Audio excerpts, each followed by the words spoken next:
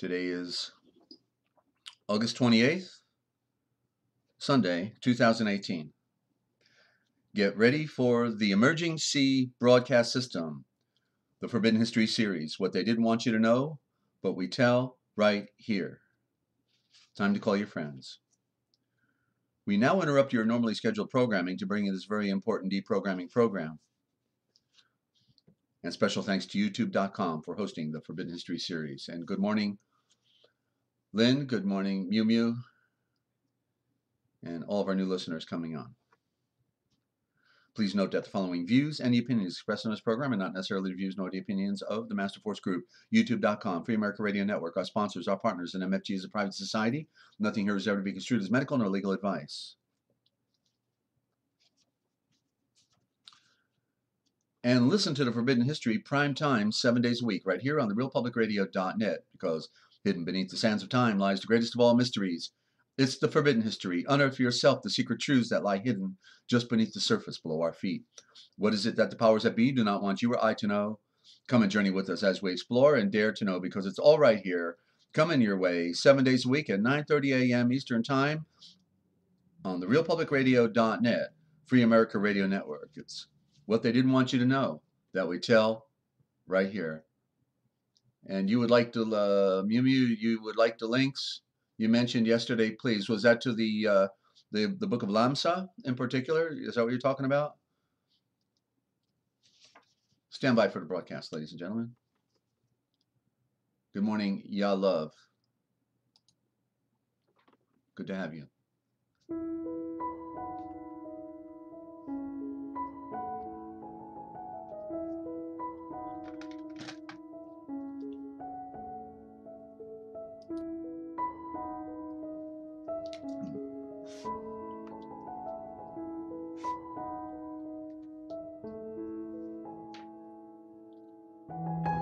Coming to you live from Studio Z at the Lighthouse in Central Ohio, in the heart of Amish country, and Free America Radio Network, in the land of dreams, enchantments, and nightmares.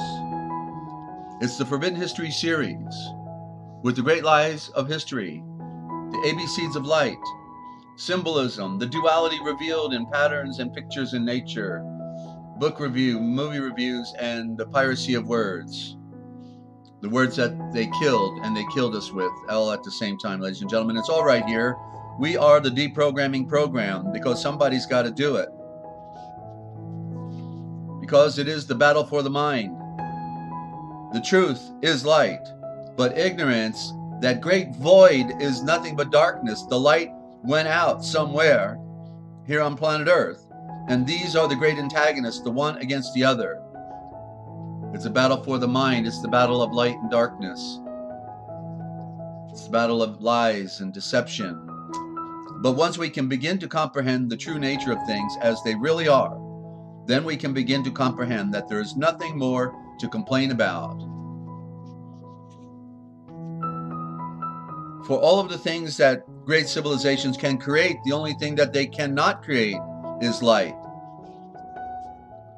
And you don't know what you don't know until you listen in. And the best way to identify the truth is to identify the great lies of history.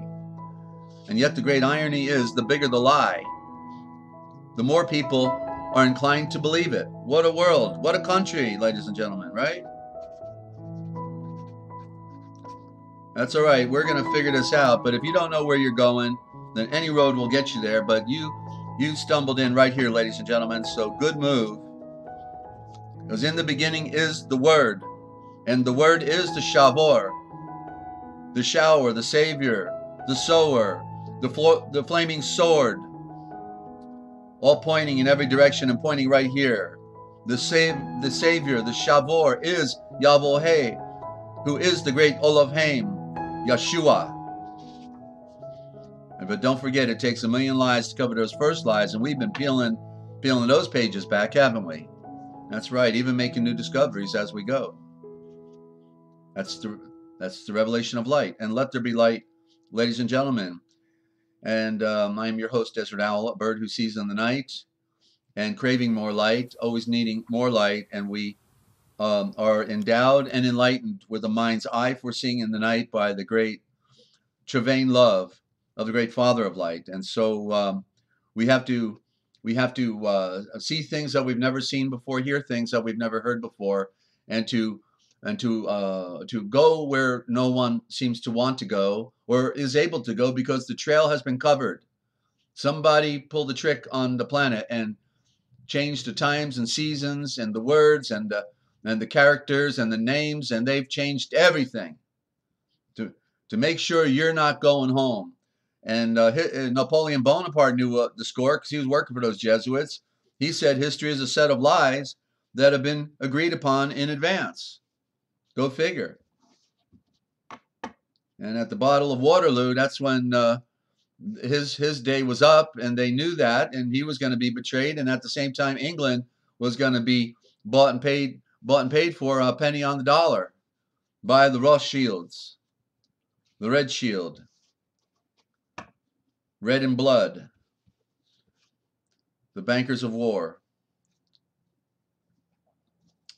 So, ladies and gentlemen, hope you're all doing okay today. Hope that you are seeing and reading it for yourself, that you're getting pictures, and that it is all beginning to come very clear that there is nothing new under the sun. It's just the same old game that's been going on from the beginning. Nothing new under the sun. So you keep coming back. I noticed that, and there's a reason for that, obviously. Good morning, Hans. And good to have our friends from Ireland stopping by. And yeah, there's a reason, because we love truth, don't we? And the scripture says to buy truth, purchase it wherever you can find it, and then don't sell it, or don't sell it out. Maybe that might be another way it should be read. Okay, but so we've got to go for those lies. We got to reveal them, right? And by the way, later on today, we will have halfway through the program, we'll have Yah Love on the original gospel. She's back, and but we're going to have a wonderful read today as well. I've got a special lost writing, okay, and it's out of a book I'll talk about when we get to it, called The Other Bible. One of the first books I got after the lost books of the Bible. But anyway, there is a great lie of history I stumbled on in Ishaiah, aka Isaiah. Ishaiah, the eyes are corruption. They put those phony eyes in there, blind you. And it is the A. It's always about the A, because it's the beginning of the alphabet. It's the symbol of creation. It's the symbol of light projection, a symbol of a pyramid, symbol of the bull, the most powerful creature. It's the symbol of the eagle, the A gull, not eagle, but A gull. Okay? They didn't teach us this in grammar school, did they? Or any other time in school? No, because the occultic Vatican class program was in full vogue. So we've got to see things, ladies and gentlemen, as they really are. And so I'm turning here. Okay, there we go. So in Ishaiah, and the beauty is they left the Middle East called what it originally was, Asia Minor, meaning the light of Asia.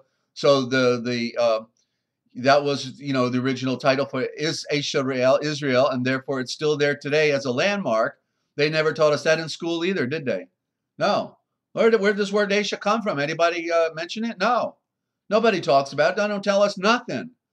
It's what they didn't want us to know that they told us.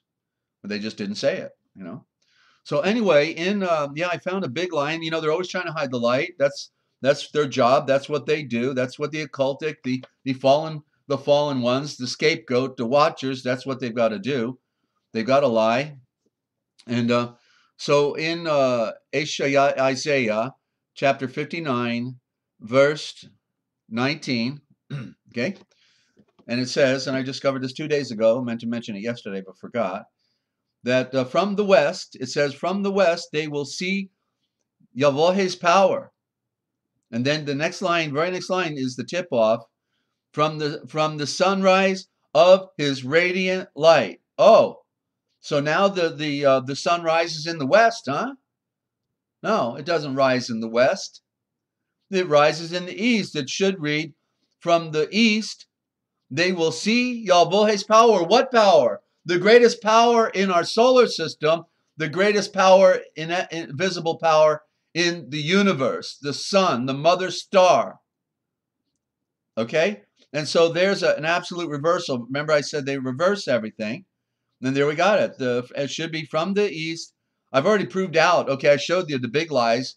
Like what was it in the the 5 books, first 5 books, where he said, and two is when he talked to Moshe, it said, and to Abraham and Isaac and Jacob, I did not reveal myself as Yahweh, and I had just read it that he revealed himself right just days earlier. So I was like, wait a minute, what? And I went and I looked back, and sure enough, all the way even Sheth, more correctly, but that's even abbreviated. Sheth, received the royal name. They all knew Yahweh by title. Obviously, he reveals himself to them, to the pure line, to the pure seed. What's the secret? He wants to be known as Yahweh, and so therefore, it's all been coded, ladies and gentlemen. The priesthood took our work. We got it from the Masoretic text, the scripture version in the King James, and most of the other modern translations. Masoretes, that's the original word for Egypt. The Masoretes controlled it out of Switzerland, and so you can't figure out the scripture unless you know firsthand that it was manipulated by man, and then it opens up. And then Yeshua lets there be light, and then all of a sudden you're not tricking me anymore. I get it, okay? And then you become the master of the diction rather than the diction controlling your mind. Confusion, Babylon, confusion, say? Okay, so it should read, then from the east, they will see Yahweh's great power, the sunrise. That's what it is, because the next line says, from the sunrise of his radiant light. There it is. And so, keeping that thought in mind, now let's go to the next page into chapter 62, okay, because here it is, because Jerusalem was now irrelevant. And we know that in Revelations, he showed us the new Jerusalem. Ever since they were banished to Babylon, officially it was all over. Anything that came back from Babylon is pseudo-Judah, pseudo-Israel, if they could still dare to call themselves Israel, and they couldn't, because they were gone. But so pseudo-Jerusalem, pseudo-Judah. But what does it say here? Excuse me. In verse 6, I'll start on chapter 62 in Isaiah. I'll work up to it, okay? On Jerusalem's walls, I fix watchmen by day and by night, and they never keep silence, reminding Yahweh. They never are dumb, and they will give him no rest till he fixes, okay? And what is saying, preceding what I've read, is a little loose, and therefore not to be too definitive, but the next line is very definitive, where it says, till he fixes, so they will give him no rest, till he fixes and places new Jerusalem in the sunrise upon the earth. Okay, there it is. But he used the word glory, but yet it is sunrise, because that's what it's all about, is the light. And it's the new Jerusalem. Any earthly citadel is irrelevant, because it was about the Jerusalem in the mind, right? Just like the promised land.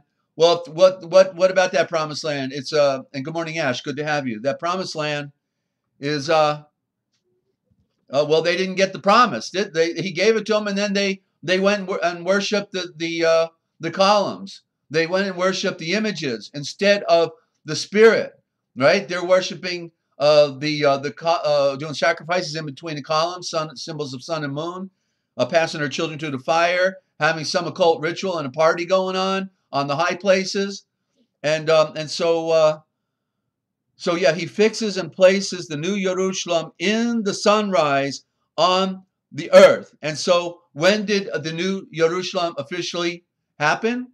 When Yeshua rose from the dead at the sunrise on the 4th day.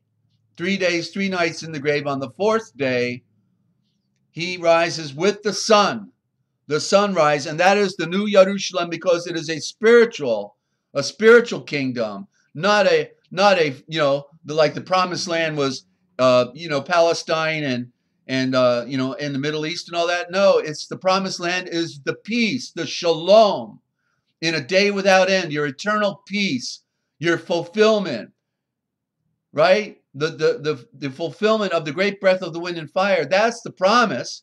He gave that promise to Abraham, saying, your seed will be like the stars of heaven. And then when Kefe, they asked him, what must we do to be saved? He said, to repent and be baptized, every one of you, in the royal title of Yeshua, and you will receive the gift of the Holy Spirit. And this promise is unto you and all of your seed, as far off as many as will be called. A promise that you will receive the promise of the inheritance, the true inheritance, which was symbolically implied that when we came into the world, we're naked.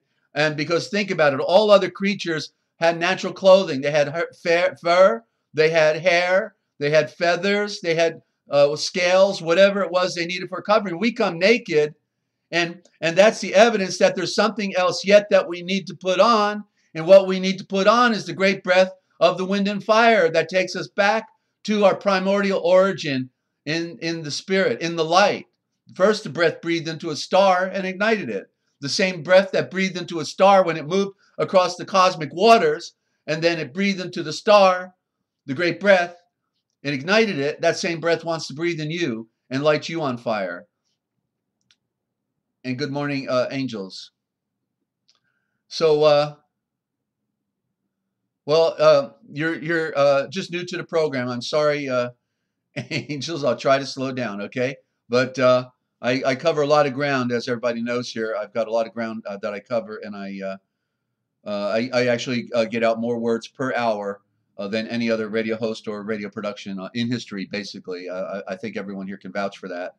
And but anyway, ladies and gentlemen, you just got the great live history right here, okay? And want to welcome our new listeners. Angel, I think this is your first time here. Well, thanks for the compliment. Okay. Anyway, continuing. Let me put this aside. So I'll do a read real quick in the Nag Hammadi. We're reading the Gospel of Toma, which is the star message of Toma.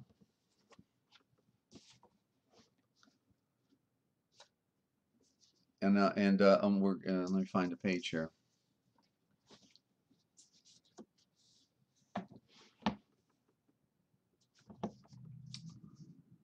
And we're on what is this? Hang on here. Oh, there was a couple sublines. No. Okay, I just had my post-it note in the wrong places. Okay, verse 11. And Yeshua breathed. I see. Yeah, I did this yesterday and I didn't do the whole part of it. That's what it was. Okay, we'll do it again. Yeshua breathed. This cosmos will pass away, or it could be the sun, earth, and moon. Heaven is the code word. Heaven, this cosmos will pass away, and the one above it will pass away. The dead are not alive, and the living will not die. During the days when you ate what is dead, you made it alive. When you are in the light, then what will you do? On the fourth day, when you were one, you became two. But when you became two, then what will you do? And that's, of course, the allusion again to receiving the great Beth. Okay?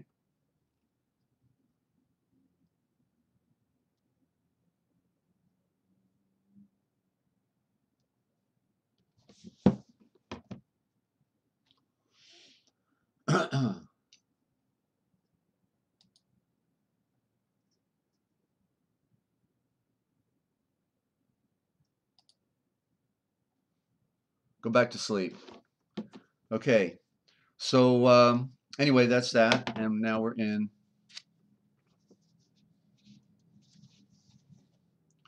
the living. We're in the Gospel of Truth. And in the Gospel of Truth, we are in what is called the living book is revealed. Okay? And some people just want to come on here and insult. They won't be on here very long. So that's all right. They come in just to mix things up. Interestingly, it's somebody called an angel of all things, huh?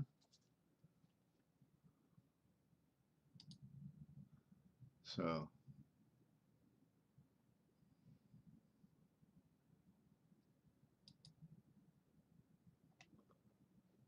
all right. So, in their hearts, the living book of the living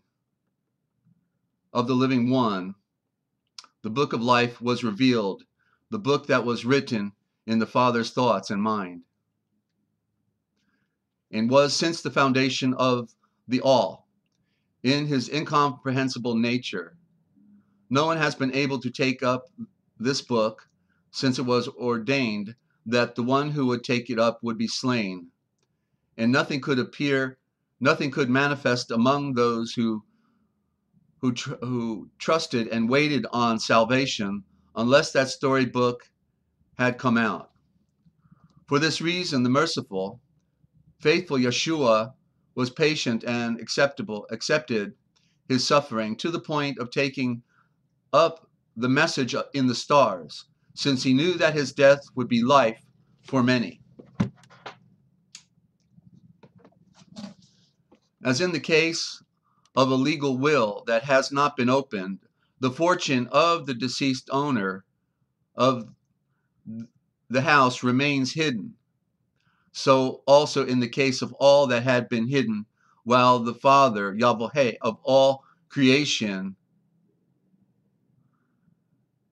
the invisible creation, issues everything from him, and from whom every new creation comes. Okay, so we are all prepared. We are all prepared by Yahweh.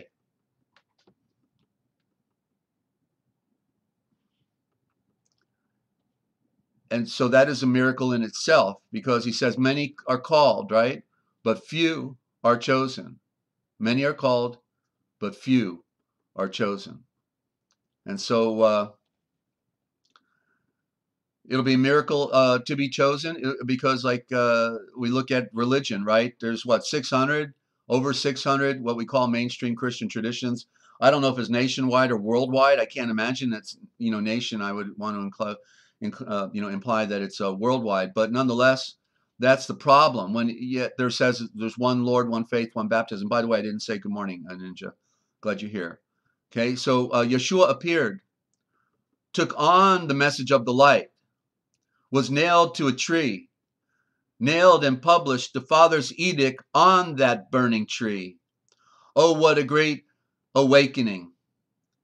He humbled himself even unto death. You realize this is the one who made all things, the one who made the entire cosmos, and then allowed Elohim to make us. And that is in the great mystery, and that's a story for another day. But Yahweh, the great Elohim, created all of the rest of the Elohim, which is the stars and the planets, the moons, okay? And then that Elohim, the lower Elohim, not Yeshua himself, but the lower Elohim of creation, then brought forth Hadam, the blood of the earth, and then the great Elohim, as Yahweh breathed into his nostril, because Elohim could not breathe life into him, because Elohim was the blind goddess, known as the blind woman in the mythology, okay? And so, oh, what a great awakening. He humbled himself even unto death, though clothed in the eternal life. He stripped off the perishable rags and clothed himself in incorruptibility, which no one can take from him. That's for sure.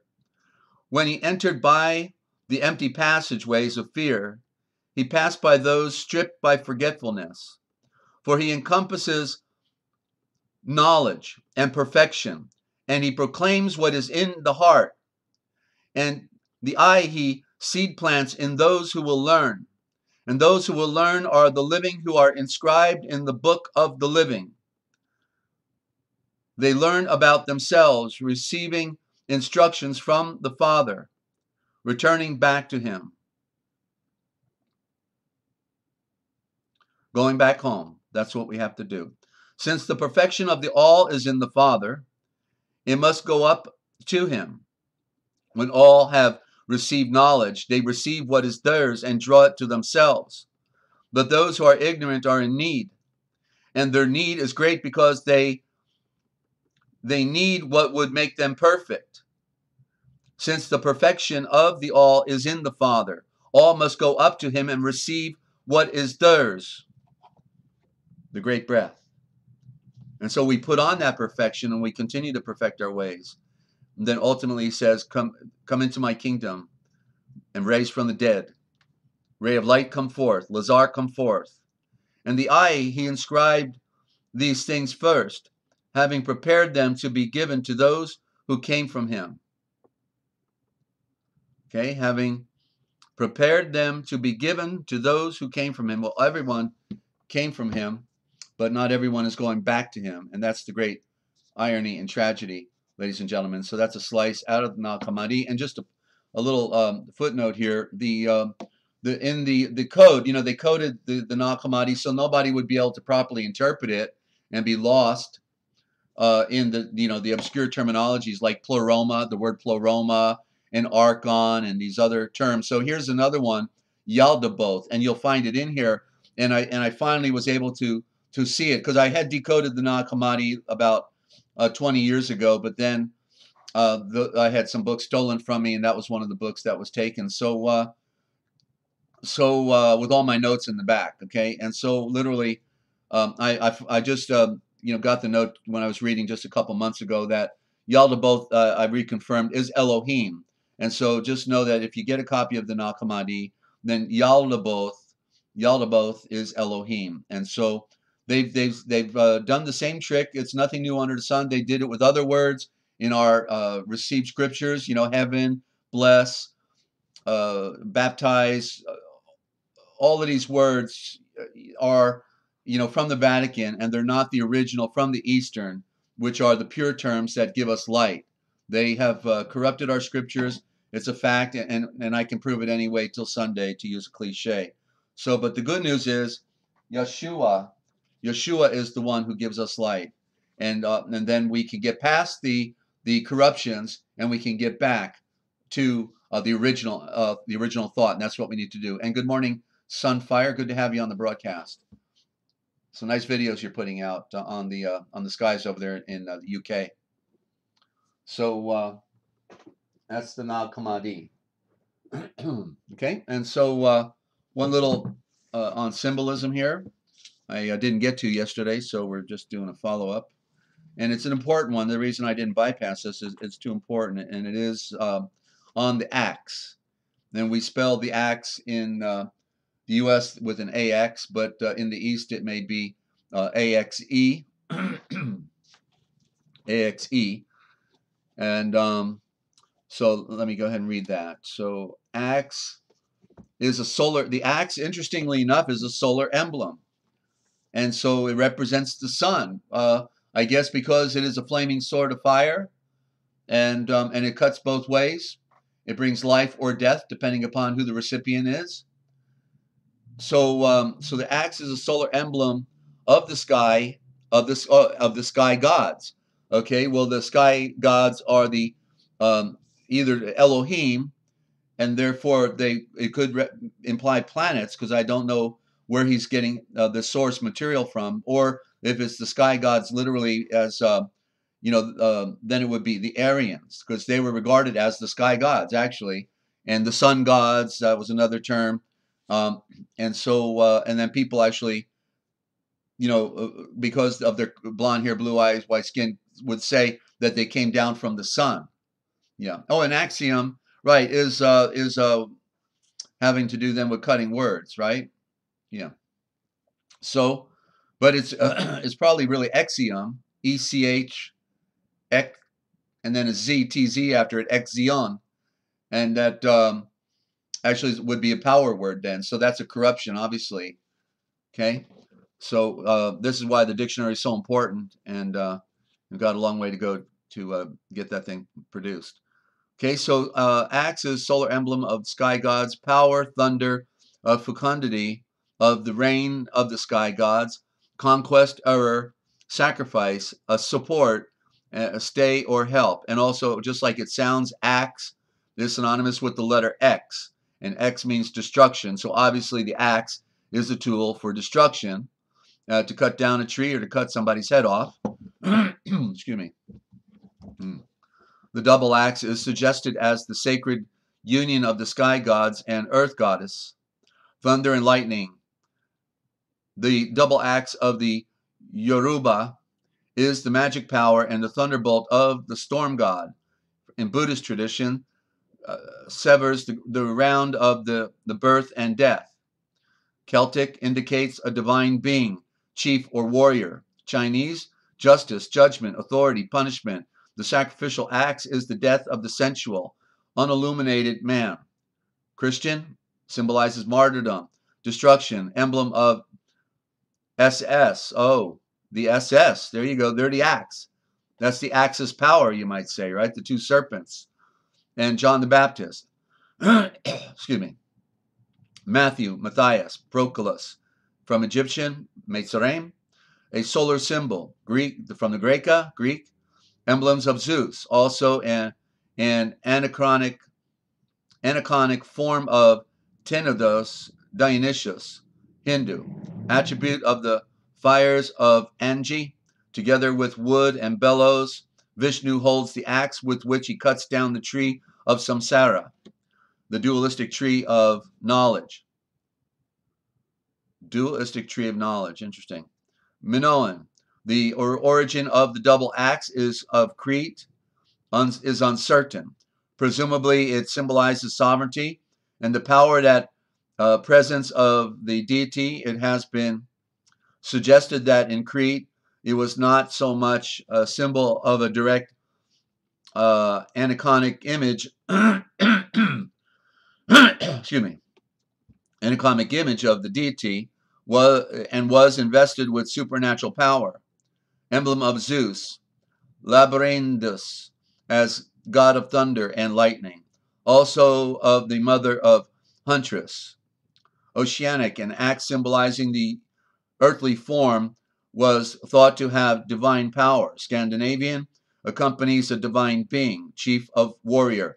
Sumero-Semitic, emblem of Tammuz. The Hittite axe and double axe is an attribute of Teshub, sun god of and Lord of Heaven, and symbolizes sovereignty. And we should add that the axe is, okay, I'll be right with you, Ash. Okay, and the axe is also a symbol of the fasci. And so there they put that axe right up on the walls right there in Washington, D.C., both sides of the speaker's podium, symbolizing the axis power.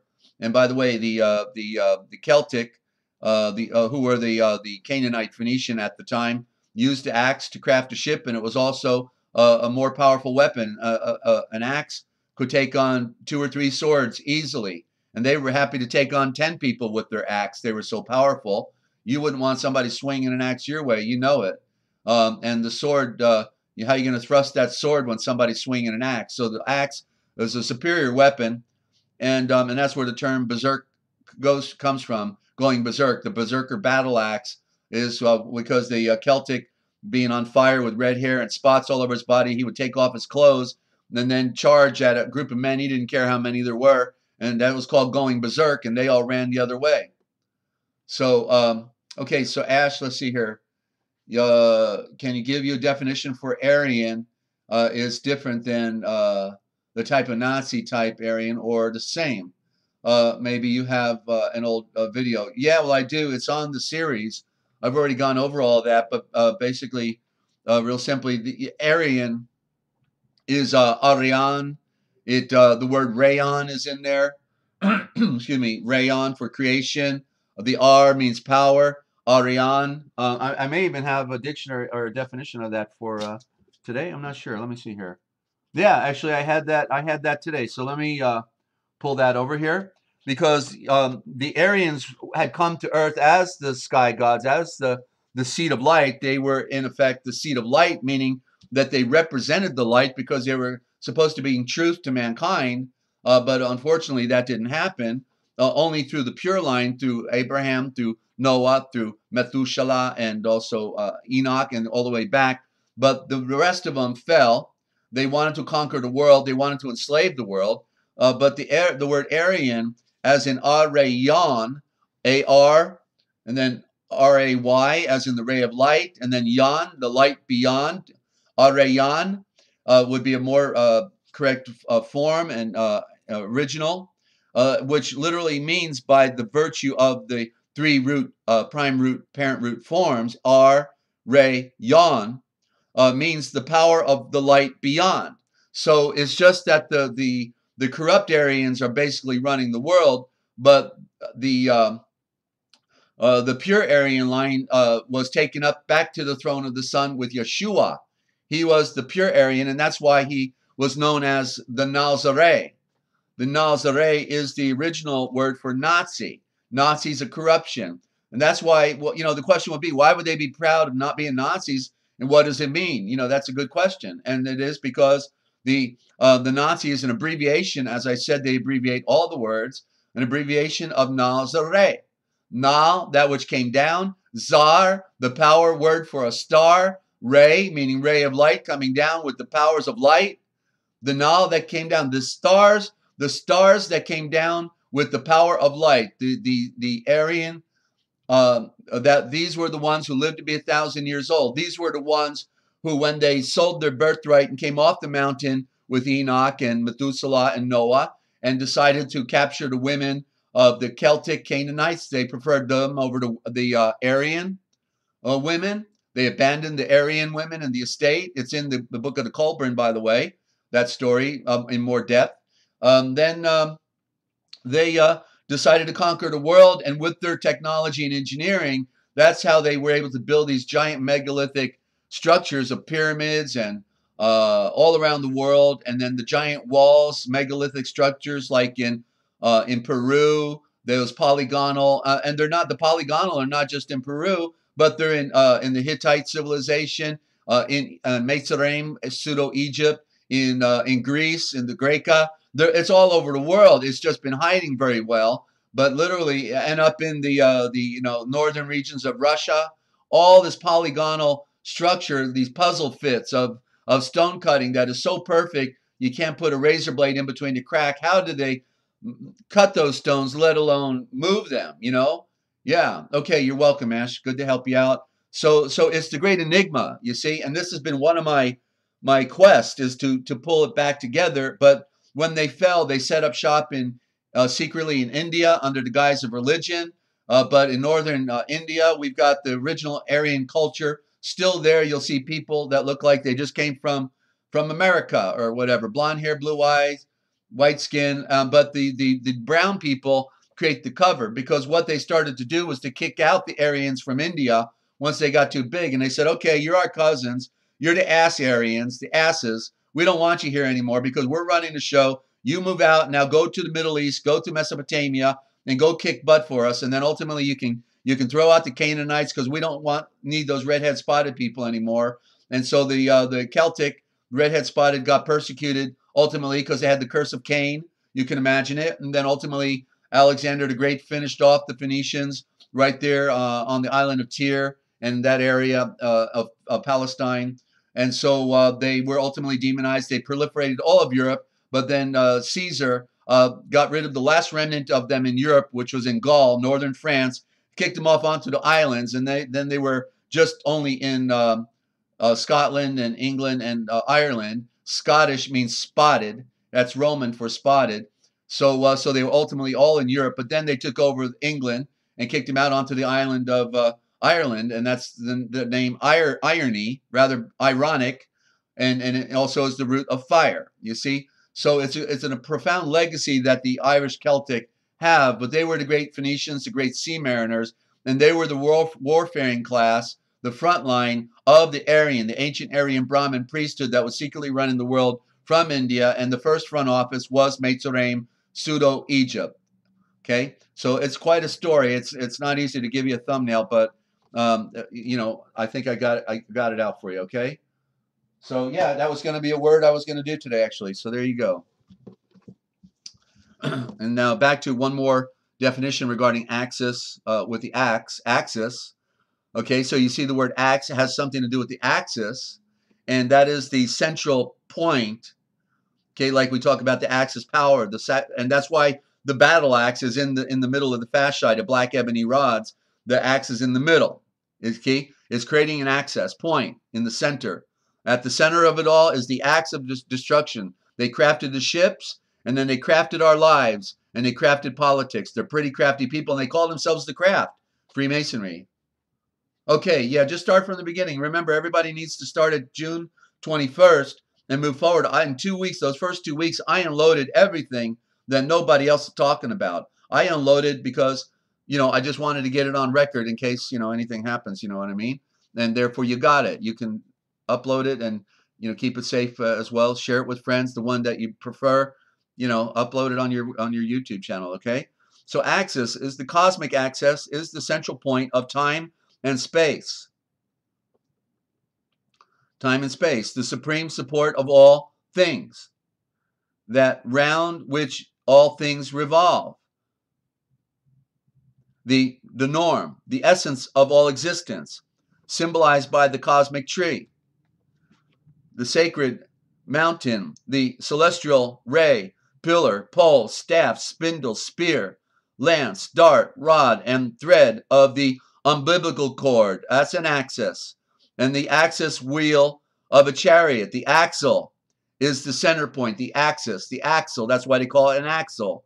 It's the axis of the chariot, and nails, key, and so on. And so it's actually axl. So it's AX hyphen EL. So L is the straight line, the obelisk, the Elohim, the letter L, sometimes with the foot, sometimes it's just the leg without the foot. And in fact, leg backwards is L. L-E-G, I just saw that. And so what, geez, I'm looking at that for the first time. Let me check this out here. Leg, L-E-G, is gel, G-E-L, and it means, okay, so leg literally means, there it is in the word, the G is the symbol of the sun, L is the symbol of enlightenment and light, and so leg backwards in the anagram is the son of light. You see, the sons of light. So literally it's the code. Why? That's why the L in the leg is synonymous. It's like it represents the two columns, the two legs. Oh, we're having it right now. Okay, you're getting it here first, and so am I, ladies and gentlemen. The two legs that we walk upon represent the two columns, the two power, the division, the sun and the moon.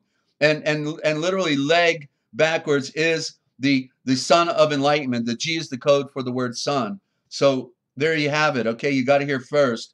The sons of enlightenment. That's what we are supposed to be. We are supposed to be Elohim, but we were denied access to the truth. We were lied to. We were then made into sons of darkness, Toto. Okay, because we all had the ability to transcend if we were given proper information. Yeah. Those first 2 weeks, Sunfire, that's gonna blow your mind. Okay, I said things there on every program practically that is not being talked about anywhere. I destroyed a lot of the fallacies and misconceptions about things. So yeah, so here it is. You never know until you read a word backwards. Just like Adonai one day when I was doing my dictionary, and there was India. Okay, so ax L, 2 words, ax hyphen L, and there that means the straight line, the L, and it represents the legs. And then I got the the anagram. I can't get over it. That's powerful. So I've got to look at that more later on today. Okay, so you don't never know what's in a word. What's in a word? Everything's in a word. All of life, all of creation. What's in a word? That's a good question. You got to start looking, and you'll never know what's in a word till you start looking at it, ladies and gentlemen. Okay, so so there's some symbolism for you. And yes, we are the deprogramming program. And no, I'm not crazy. They're crazy. The Heavenly Father just gave me some light and revealed to me the tricks that they've been playing on us outside the College of Abbreviators at the Vatican, run by the Jesuit Curii, and they put the cure in your eye. And what are you going to do about it, ladies and gentlemen? You're going to be set free? You're going to still keep repeating all the same rotten lies over and over again? Or you're going to see and read it for yourself? You're going to do a little study, a little homework, because it takes a little work, a little effort. Nothing's going to be handed to you on a silver platter. You've got to, and wrapped in golden tinsel. You know, it's a work. And even when people hear this, they will never get it. You know, they won't, because they're so caught up in the dense darkness of this world. It's pulling on us. It's an energy, like a magnet, wanting to keep us down, and we need to be set free. I'm going to go to a little musical interlude, okay, and just to rest and get some honey in my voice, and then I'll be right back. And I'm continuing on here. I don't want to get to I have a read I want to do before we get to the original gospel, but I may do it after. Actually, we'll find out. I got one more segment at least. Then we may bring on Y'all Love then at that point. So glad you tuned in right here to the realpublicradio.net. And thank you, Mew Mew, as well. Did I say Mew Mew? Oh, yeah, that was you. Mew Mew. Love that.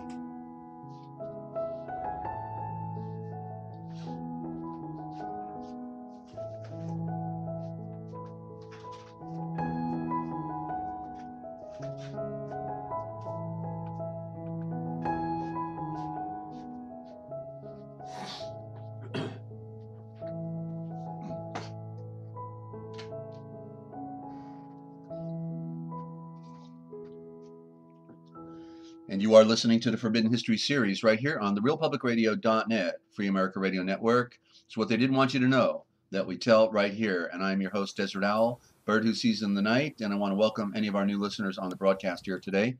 And hoping you're getting the picture. I can't get over to realize that the two columns, I'm still thinking about that, are symbolized in our legs. And we get it when you read it backwards. The enlightened L's and the enlightened L. See, that's what the columns also represent the L. Excuse me, like the Egyptian obelisk, you see. It's all metaphor and metaphysical transformation of an idea and a thought. It means this, it means this, it means this, and it means this. Okay, depending upon what word association and conceptualization of a symbol you're talking about. Okay, the legs are the L's. We walk on them. That's why the capital letter L looks like a leg. And then look at in the Hebrew, right? What's it called in the Hebrew? You can see it. It's lamed, lamed. And one leg is up in the air and one leg comes down below, upside down, a reverse image, a reflection, an opposite. There's your duality. Okay, one represents the sun, one represents the moon. That's what we're divided creatures, two cuts, right? We got a left eye, we got a left eye, a right eye, we got a left ear, right ear. We even have two nostrils. Maybe one nostril received some wrong information when the gnosis was breathed into it by somebody else. You know what I mean? So down the road, not from Hadam, but further down the road, then somebody was sniffing something else. You know what I mean? And therefore they figured they wanted to do something contrary to purity and honesty and decency. You want to talk about insanity? Talk about spraying the skies with chemicals, right, that are destroying the earth, destroying the ozone, destroying the soil. Double play, right?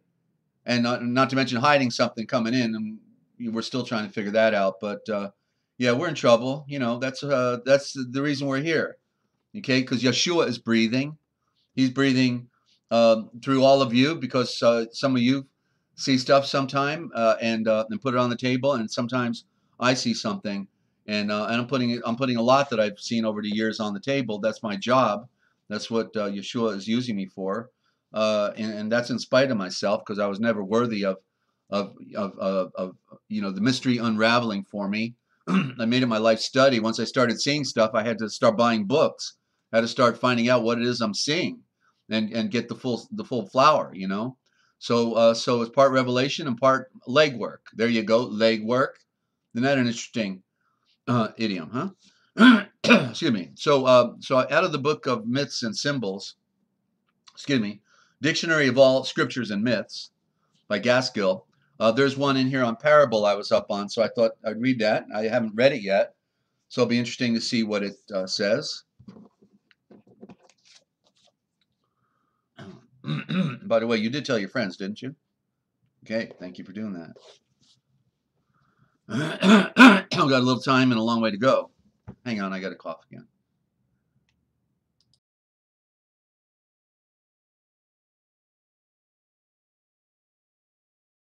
Okay, I think that helped. I've been doing a bunch of cleaning here the last day, and it's having a little bit of effect on me, all the dust. Okay, a parable. I call it power bull. Also, it's a geez, I can't remember some of the original definitions now. The power of natural reflection. The power of natural reflection. The power for natural reflection, using nature as the illustration. A symbolic narrative of comparison to illustrate the laws of the inner world by the laws of the outer. I will open my mouth in a parable. I will utter dark breathings of ancient time. Psalm 78:2. The expression of the inner nature will appear in the outer, and under scriptural narratives there will be revealed the hidden wisdom of the soul, the shul. It is clear, therefore, that if Hebrew history is to be read as our healer and pure breather of light and his royal malachim, the royal messengers, apostles, teach us that it ought to be read, it must not be regarded as too many regard it merely as a literal recital of historical facts, but as also a typical representation of spiritual truths. Hebrew history, as written by the only true anointed pure great breath of light on the wind and wings of fire throughout all time, the Holy Spirit in the Old Covenant, is a divine parable. Wadsworth, Bible, Psalms, page 122.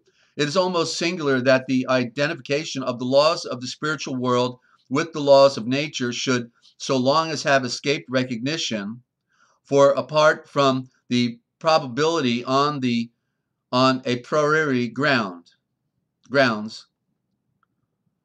got to speak French to me, right? From the probability on a priority grounds, I think it means, it is involved in the whole structure of parable.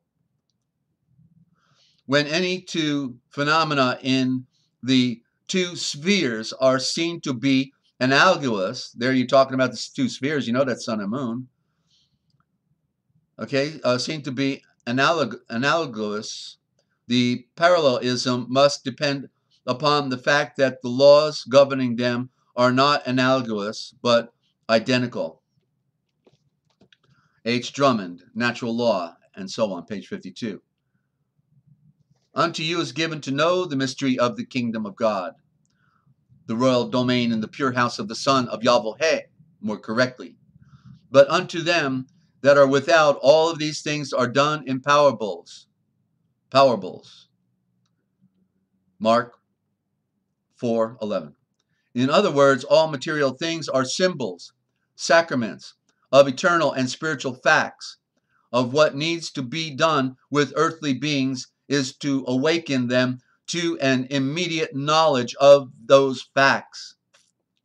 The visible world was so real to the people that the invisible could not make much appeal. They could not see in the one a parable of the other. A material representation of a spiritual reality, a mystery which could not be fully revealed to mortal flesh, but which could be immediately known nevertheless. The most real thing in our experience is just that which cannot be rationalized. It is felt and known, but not explained. It is a mystery. When we are most aware of it is when we are at our best, when thoughts and feelings are most elevated, not to mention living pure. When desires and will are both thrown on the side of what we perceive to be highest and purest, it is then that the supernatural breaks through and lays hold on us. R.J. Campbell, Sermon, The Mystery of the Heavenly Kingdom. See also Ass and Cult. There you go, the Ass and the Cult. There's a duality again. Exodus, they destroyed that one pretty well in our scriptures. Householder, Lazarus, Leaven, Mythology, Pearl, Prodigal, Reaping, Seed, Good, Sickle, Sign, Vineyard, Virgins, 10, Wedding. Okay, so got to get the book, ladies and gentlemen. If you try to figure something out, that's the best book to use to look up words in that have the meaning of our spiritual metaphors. Okay, you could look up oil lamp, or you could look up cross, or you could look up crown of thorns. You can look up all these different aspects of our scriptures and get the bigger picture. That's the unfolding. You need a kickstart. You need something that makes it easy for you, because it's such a work to have things revealed. But ultimately, when you're on your knees and creating light at the same time and living pure, then Yeshua opens it up for you as well. Sometimes we need a little help. Sometimes we can just get it direct. And both of these have been happening to me all my life.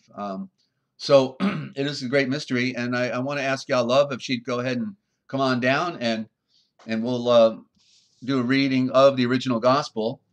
And because I'm needing a break before I do a read of a lost writing, you're going to want to hear out of the other Bible. That'll be coming up right after the original gospel. And so we'll go to a song just while she's calling in here.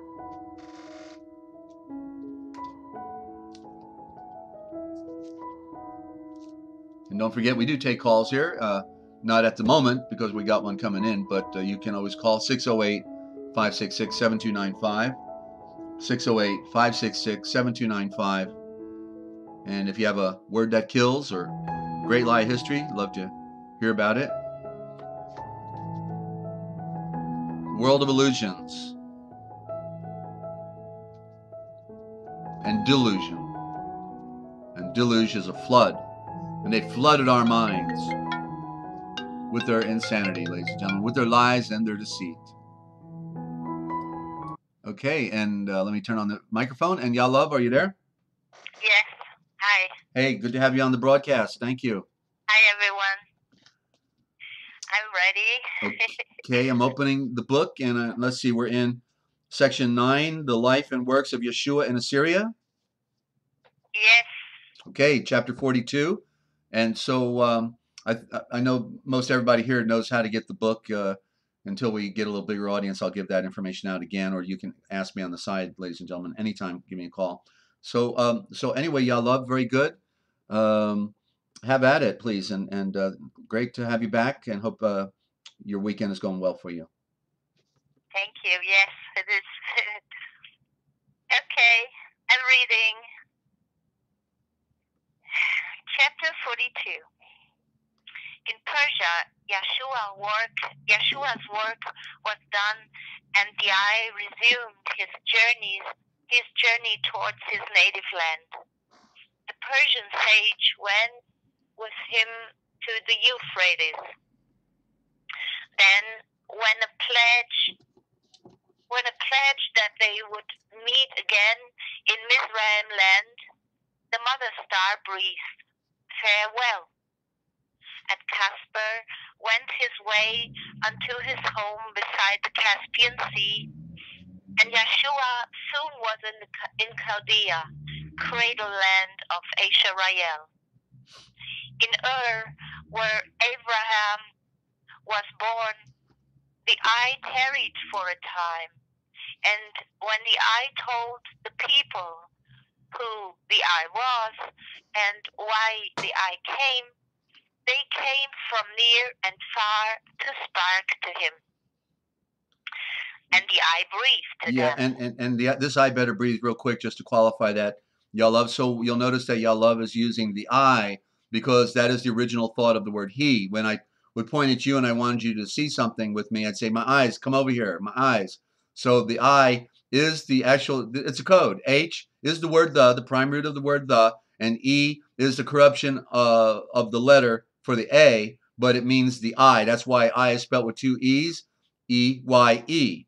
Okay, and so therefore she'll be saying, the I, he, and I typically go the I, he, and then add the word he to help the people out a little bit. But so we're doing original thought, and therefore you have to hear things in a way you have not heard things. You have to hear how they spoke back then. We have to see the way they saw things back then because it was based on association with picture in nature, from sun to moon to trees to snakes. All of those things are relevant in the great mystery, ladies and gentlemen. So you have to hear something you haven't heard before. So y'all love, please continue. Yes, and the I in this case is Yeshua.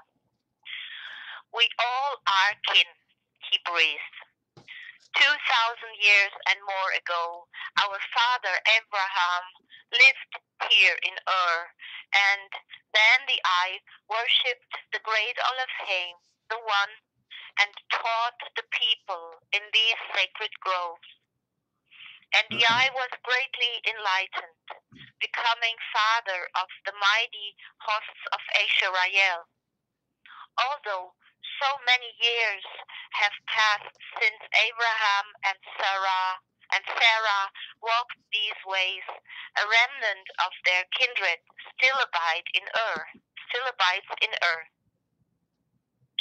And in their hearts, the great Elohim of Abraham is still adored, and victory of light and justice are the rocks on which they build.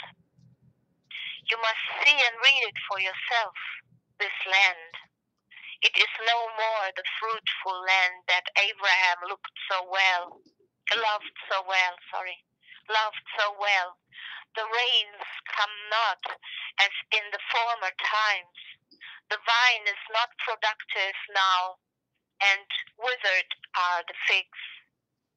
But this shall not forever be. The time will come when all your deserts will rejoice, will be happy. when flowers will bloom, when all your vines will bend their heads with luscious fruit, your shepherds will again be glad. And Yeshua preached to them the star message of goodwill and peace on earth. The eye told them of the brotherhood of life and of the inborn powers of blood of the earth and of the royal domain of the shoal. And as the eye sparked, Ashbina, greatest sage of all Assyria, stood before his face. The people knew the sage, for the eye had often taught them in their sacred halls and groves, and they rejoiced to see his face. Yep, and remember, rejoiced means to stand up in the light. Just throwing that in there. Stand up in the light is what rejoicing. Sorry. Yeah, no, it's okay. You're doing great. Thank you. We can't do all the words. It'll take a long time to get that proficient at this, but I just thought I'd jump in. Go ahead. Stand up in the light. Thank you. Yeah. Ashbina breathed, "My youth of Chaldea, hear me. You must see and read it for yourself, for you are greatly enlightened today, because a navigator of the living great Olofheim has come to you. Take heed to what this mother star breathes, for the eye gives forth the shavors that the great Olofheim has given him." And Yeshua and the sage went through the towns and cities of Chaldea and of the lands between the Tigris and the Euphrates. And Yeshua healed a multitude of people who were sick. Chapter 43. The ruined Babylon was near, and Yeshua, as the sage went through her gates and walked among her fallen palaces, they trod the streets where Asharael once was held in base captivity. They saw where Judah's sons and daughters hung their harps upon the willows and refused to sing. They saw where Daniel and the Hebrew youths stood as living witnesses of victory of light. And Yeshua lifted up his hands and breathed, "You must see and read it for yourself, the grandeur of the works of blood of the earth. The king of Babylon destroyed the temple of Yahweh in old Jerusalem. The eye burned the holy city, the anointed city, bound in chains my people and my kin, and brought them here as slaves. But retribution comes, for whatsoever blood of the earth shall do to other blood of the earth, the righteous judge will do to them. The son of Babylon has gone down. The songs of pleasure will be heard no more within her walls. And every kind of creeping thing and unclean bird will in these ruins find their homes. And in the temple Belos, Yeshua and Ashbina stood in silent thought. Then Yeshua sparked and breathed, "You must see and read it for yourself, this monument of folly and of shame. Blood of the earth tried to shake the very throne of the great Olofheim, and the eye essayed to build a tower to reach unto the sky, when it is true throughout all time, his very speech was snatched away, because in lofty shavors the eye boasted of his power. And on these heights the heathen Baal stood, the god wrought out by hands of blood of the earth. Upon yon altar," I don't know what that yon is, "upon yon altar birds and beasts and blood of the earth, yeah, youth have been burned in awful sacrifice to Baal. But now the glory priests are dead. The very rocks have shuddered and have fallen down. The place is desolate. Now in the plains of Shinar, Yeshua tarried yet for 7 days, and with Ashbina meditated long upon the needs of blood of the earth, and how the sages could best serve the coming age. Then Yeshua went his way, and after many days the eye crossed the Jordan to his native land.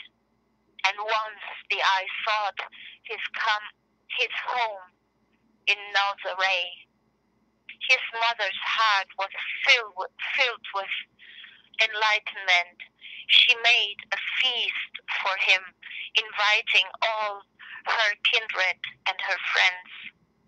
But Yeshua's brothers were not pleased that such attention should be paid to one they deemed a sheer adventurer, and they went not into the feast. They laughed their brother's claims to scorn. They called him indolent, ambitious, vain, a worthless fortune hunter, searcher of the world for fame, who after many years returns to mother's home with neither gold nor any other wealth. And Yeshua called aside his mother and her sister Miriam and told them of his journey to the east. The eye told them of the lessons the eye had learned and of the works that the eye had done. To others, the eye told not the story of his life. Okay, do you want? Yeah. You want to, let's read, because this was real short, we'll just read 1 into section 10, where Yeshua goes into Greece. You want to do that? Yes. Okay, so chapter 44? Yeah. And by the way, let me just jump in, because so as we see, after all of these years he was away, he was away about 10 years. He did correspond. He corresponded with his mother, but he was on his great mission. She knew he was destined to be a ruler and had to go into all the ancient temples around the known world, and to also study in their schools of learning, just like when he was in India. He learned Ayurvedic healing because he wanted to heal people. And so the first healing he learned was the most powerful healing system in the world, the Ayurvedic healing. He was a master. And so he then ultimately, after all this time, comes home to his mother, and his brothers disdain him, absolutely disdain him, and want nothing to do with him because apparently he's getting some special attention from his mother, and they think he's a loser. So of course he was humble, and therefore just kept all of his story private with his mother and Miriam. But ultimately they woke up to the truth one day as well. So they were a wealthy family. The misconceptions are that they were some impoverished people living in a dirt floor. They were the royal family.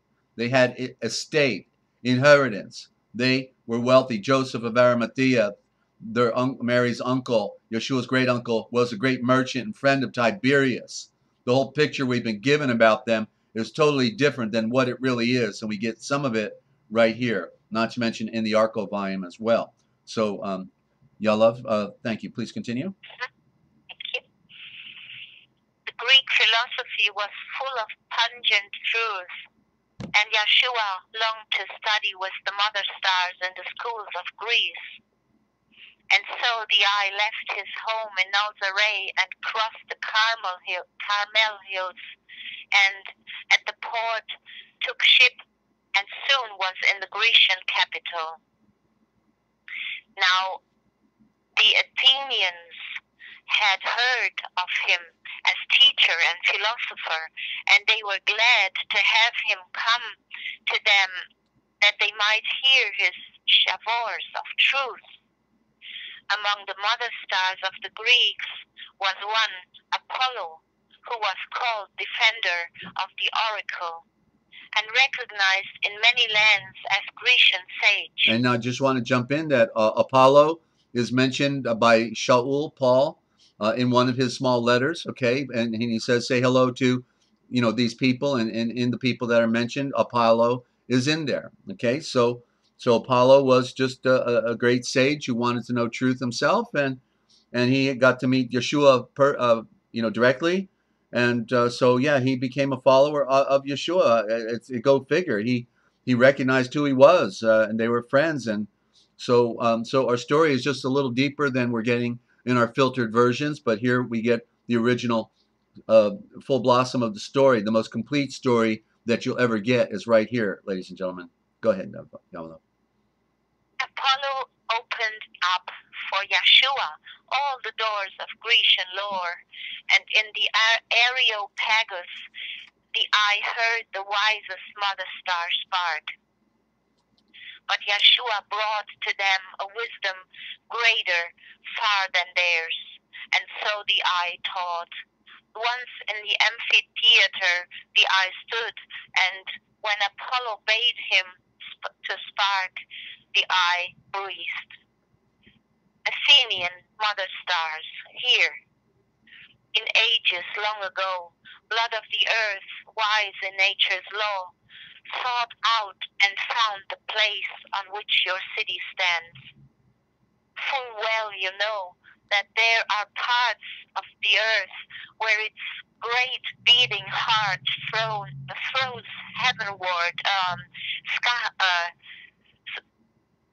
skyward, etheric waves that meet the ethers from above, where wind light and comprehension like the stars of the night shine forth. Of all the parts of the earth, there is no place more sensitized, more truly wind-blessed, ether-blessed, enlightened, than that where Athens stands. Yeah, all of Greece is enlightened. No other land has been so the homeland of such mighty blood of the earth, of thought, as grace your scrolls of fame. A host of sturdy giants of philosophy, of poetry, of science, and of art were born upon the soil of Greece, and rocket to blood of the earth estate in your cradle of pure thought. I come not here to spark of science, of philosophy or art. Of these you are the world's best mother stars now. But all your high accomplishments are but stepping stones to worlds beyond the realm of sense, are but elusive shadows fitting on the walls of time.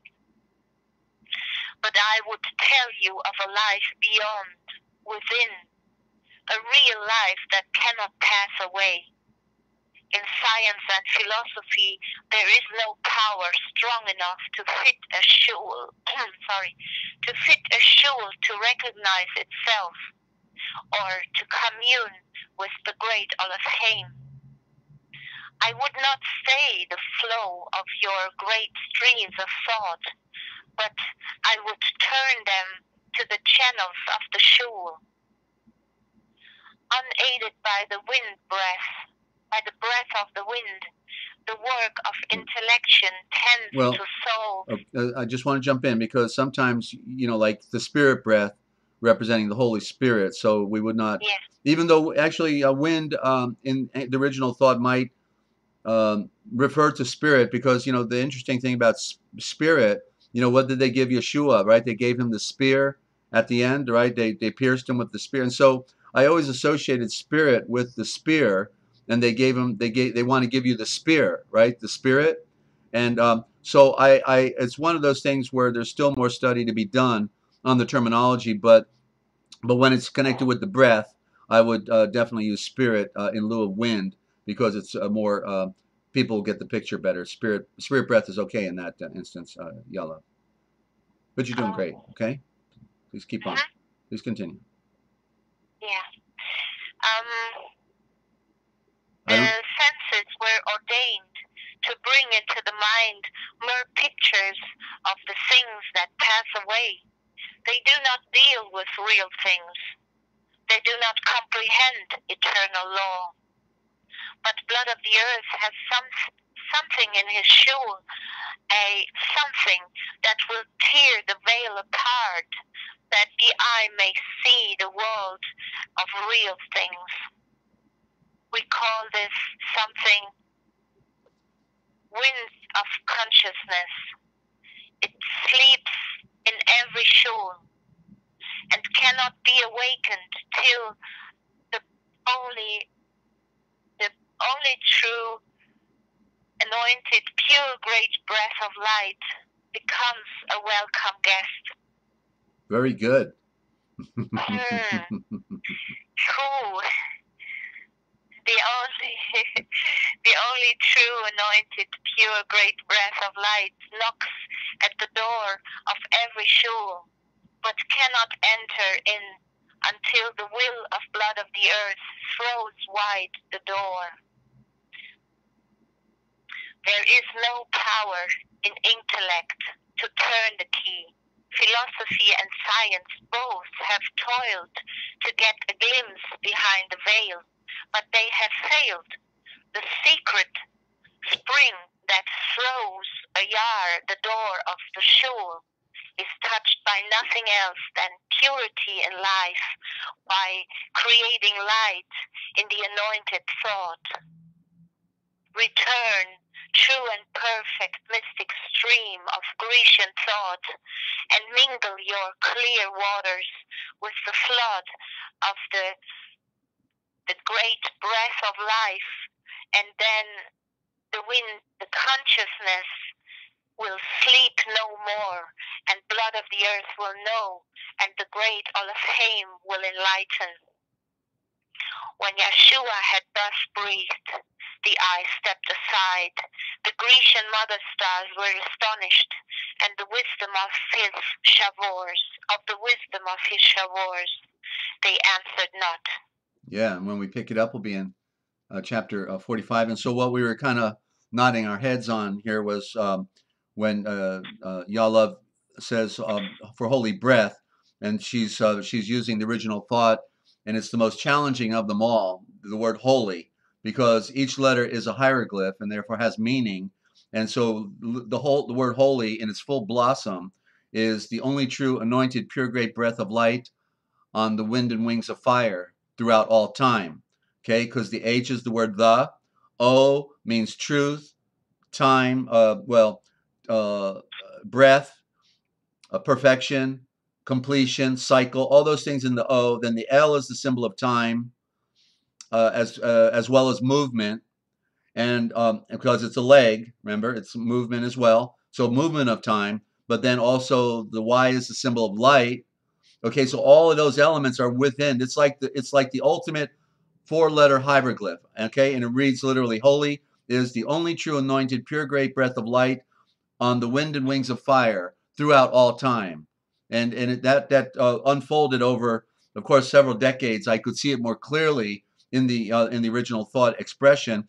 But that's how the code works, basically, ladies and gentlemen. They've given us little codes that express more, like when you hear y'all love talking about transliterating he. H is the, E is I, the I. Okay, me, M-E, M for mother, E for I am the mother's I see for the Elohim. I see for the great Father of light, but I am also the mother's eye. Why? My body is a component of Mother Earth. My spirit is of the Father. My physical form is of my mother. The one Yeshua said that the thing that the woman had done will be written about her as a memorial. So we're exploring the original thought. We are traversing into an area where no one has gone before in our modern time, to my knowledge. So if you get the book, you can read it in the regular way it's written. but then you can also try to read in the original thought and start getting pictures, because it then brings us back always to the light. We are speaking the diction of light, the Aura Malek, Aramaic aura Malek, the aura of the royal message, the aura of the royal messenger, which is the sun in the primordial root. It's the light first, and then the royal messengers are the seed of the light. Okay, so they remember they wanted to hide the light, they hate the light, and even when we read about the Titans, it said they hated their father, right? And talking about the Watchers, they hated the father, they hate the light. They love the mother. That's why they represent, and Columbia and the Statue of Liberty, the woman in front of the courthouse with the blindfold on and balances in her hand. They love the woman because they can then have a party and conquer the world, forget the father, but the joke's on them, right? They're so arrogant. What did they do? They destroyed our world. They poisoned our world. Technology, the killing technology. They've done a number on us, ladies and gentlemen, and so we have to see things like we've never seen them before, because it says many are called but few are chosen, and so let's be of the chosen, okay? And so Love, thank you so much. I see you're already typing, so I shall let you go, and I'm back on again. And thank you so much for a wonderful presentation. Thank you. Bye. Bye-bye. All right. So there we go. We've got the original gospel, and we'll be further down the road in Greece tomorrow as well. The Greeks are the Greca. Nobody ever told us that Greek represents gray, right? It is the gray. That's what Greca means, because it was in between the East and the West, and that was a crossroad right there with Turkey. And so now we are in the what's called, this is another book review, the Other Bible. Okay, the Other Bible. This was the second book I got after I got the Lost Books of the Bible and the Forgotten Books of Eden. Then I saw in Barnes and Noble bookstore catalog, I remember, the Other Bible, and I said, geez, another book, what's this all about? And for the first time in one volume, ancient esoteric texts, including the Hebrew pseudepigrapha, which is about 70 books, okay, that were not included in our Old Covenant but belong there. They're in the library. This was a part of the library, the original library of the Hebrew nation. And then the Christian Apocrypha and what are called Gnostic scriptures, which Gnostic is a misnomer, okay, but nonetheless. And so this is by Harper and Row, the Other Bible, edited by and with instructions by Willis Barnstone. So there you go, ladies and gentlemen. I'm going to go in here now to a secret gospel of Mark. Very interesting. And I've read this multiple times. And am I in the right one here? Let me see. Hang on. Oh, no, that was the wrong. Secret Gospel Mark. No, it's the Apocryphon of James. The Apocryphon of James. And I'll read the introduction so you can get the picture of it. An Apocryphon of James is a Coptic translation of an originally Greek document that gives an account of the teachings, seed plantings of Yeshua in the form of a dialogue between Yeshua and two of his truth seekers, Kepha and Yaakov. Since the document, that's James, Peter and James. Since the document was untitled in the original, scholars have assigned it its title on the basis of the document's own reference to itself as a secret book, Greek for apocryphon, which allegedly was revealed by Yeshua to his brother Yaakov, the just. So that was his brother who ultimately became head of Jerusalem at one point for the perfect circle of the called out ones, aka church. The Apocryphon of Yaakov is the second of 5 tractates of codices, one of the Coptic Gnostic Library, which was buried in the 4th century and discovered in Mitzrayim, Egypt, in 1945. That's the Nag Hammadi Library we read from every morning. This codex is commonly known as the Young Codex, after the name of Young Institute in Zurich, which acquired the text in 1952, when first published in 1968. The document was referred to as the Epistola Yaakove Apocrypha. Today it is housed in the Coptic Museum of Old Cairo. And so this was the first book that slipped out, because the discovery was not publicly known until these documents started slipping out. And so Young actually was gifted a copy, and so that was the first evidence of it that surfaced. It was sold on the black market, and Young got a copy of it. Excuse me.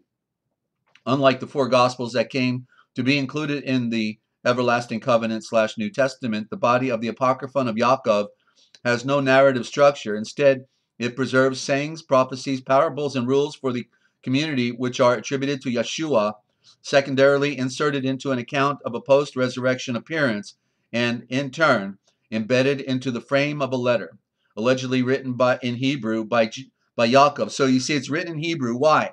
Because Hebrew is a code system only meant for the priesthood and the wealthy. But they were up on it because they had Matthew and James and John, Methuselah and Yaakov and Yochanan, who actually were Levitical priests and therefore could write Hebrew, which is the code. But the common people couldn't speak it; they didn't use Hebrew. So therefore, because it's written in Hebrew, it's a code. It's a secret code that nobody else can interpret. And then go figure why people want to study Yiddish Hebrew when it's the diversion, Okay, so continuing here. Instead of preserving sayings, prophecies, or truth-speaking, parables, and rules for the community which are attributed to Yeshua, secondarily inserted into an account of a post-resurrection appearance and in turn embedded into the frame of a letter allegedly written in Hebrew by Yaakov for the instruction and edification of an unidentified group of the body of the called out ones, the perfect circle, aka Christians. In the first half of the Apocryphon of Yaakov, sayings are used as the basis of a dialogue between Yeshua and his truth seekers, Kephe and Yaakov. The use of dialogue is most completely absent from the discourses of the second half, and indeed seems to be a secondary literary technique used throughout the entire document. The identification of the source of the tradition in the Apocryphon of Yaakov is a matter of considerable debate. The epistolary frame that serves to introduce the document, however, provides a clue to the use of sources and to the date and nature of composition. The opening paragraphs of the Apocryphon of Yaakov described a situation in which scribal activity was taking place. Yeah, and they said nobody wrote anything for the first 60 years, right? Or whatever, 40 years, whatever. That's all a lie. They were scholars. They were scribes. They were all learning to write, if they didn't already know, like the three main ones. The truth seekers of Yeshua were gathered together after Yeshua's resurrection, and remembering what Yeshua had said to each one of them, were setting them down in books. So here's the record. Here's to defy all the lies. Okay, what did they do? They gathered together and began to write down everything that Yeshua said, so it would be preserved and not forgotten. And even Yeshua himself, in England for 3 years, wrote his story down before his last 3 years on earth. Okay, he went to England with Joseph and his mother Mary, and also no doubt with Yochanan, who was the scribe, and wrote everything down in his adventures in India prior, okay, to his last 3 years in Jerusalem. This is the way it is, ladies and gentlemen. This is the truth, and this is what they don't want us to know. Okay, they want to destroy his legacy, keep it as obscure as possible. No, they were illiterates. They were stupid. They didn't know how to write. And then they say, oh, by the way, do you think we ought to write this down? Oh, yeah, 40 years later. Yeah, we better write it down. Yeah. Oh, okay, yeah, let's do it. All right. Get the picture, ladies and gentlemen. Get the picture. The scene suggests that this took place at a time when the literary production of sayings of Yeshua were still being vigorously pursued and no doubt most fresh in their mind. A time in which written texts with scriptural authority were not yet normative. Moreover, only some of the sayings that are in the Apocryphon of Yaakov are also found in the New Testament, Everlasting Covenant. Analysis of each of these sayings provides no evidence that the Apocryphon of Yaakov either knew of or is literarily dependent upon any of the writings of the Everlasting Covenant. Well, no, it was all information right there. Okay? They didn't have a book called the Bible, which is a misnomer. Actually, it would be, shulfar. That's the word for book, shulfar. There's the name of Yeshua right there, the shulfar, the soul fire, the knowledge of fire. Most of all, appeals to particular truth seekers or royal messenger Malachim of Yeshua as authorities for local communities were well known in the second, third, and fourth generations of the perfect circle of the called out ones of the Moshiachim, Christianity. The appeal to Yaakov suggests that the Apocryphon of Yaakov dates from a time when written traditions about Yeshua were connected with the competitive claims of authority under the titles of individual truth seekers of Yeshua. All of this implies that the Apocryphon of Yaakov is indeed an early Moshiach game writing based on an independent breathings and collection that was contemporary with other early Moshiach game writings that presented sayings of Yeshua, his breathings. The earliest possible date of composition would be sometimes in the first century. No doubt right there when the setting is, but while right within the first weeks and months of his rising from the dead. Get it straight. I mean, these commentators are always tell part truth, part lie. Very often they're occultists, and so they're claiming a bit of scholarship, but then they deny the truth, like they're liars, right? No, it's a lie. The way it's presenting it, it's in a lie. That's what they want you to think. The earliest possible date of composition. Okay, the earliest possible date would be at the end of the second or third century. You see, they're now trying to say it's fabricated. Just to touch on that. I just saw the movie of Daniel. It's a beautiful one that with an old man of Daniel, he meets Cyrus, the Persian king, and he tells him a story of 4 kings. Beautiful. If you haven't seen it, you got to find it. And at the very end of the movie about Daniel, which was so well done, then at the end, at the closing, it said the names, and I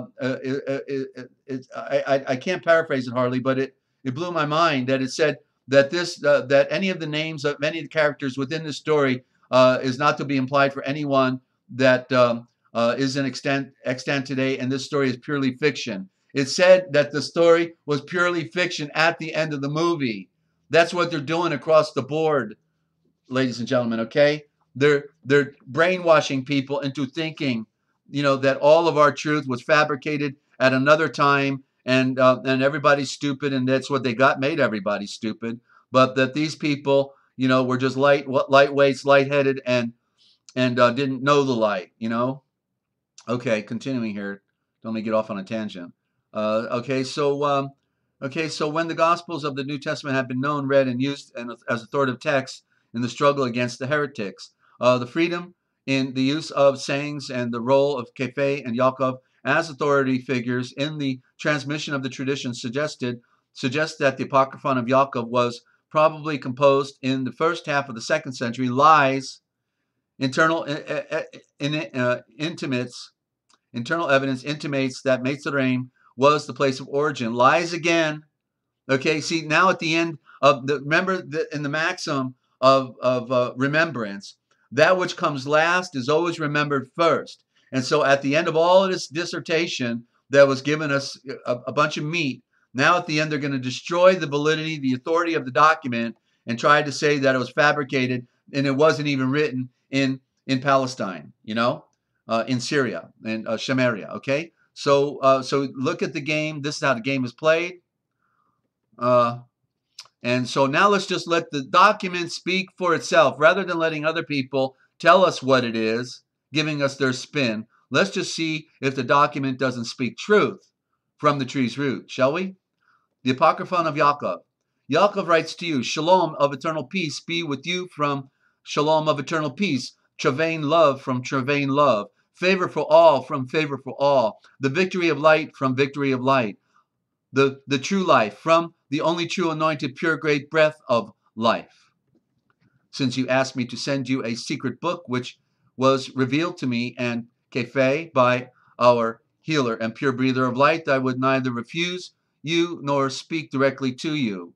But I have written in the Hebrew letters and have sent to you and to you alone. But inasmuch as you are little stars of the soul novation of the anointed, endeavored earnestly to take care not to recount this book to many, this which the Shavor did not desire to recount to all of us, his 12 truth seekers. But Baruch Keeth, born of the endowment and of the enlightenment, with a mind's eye for seeing in the night, are those who will be saved through the victory of light in this discourse.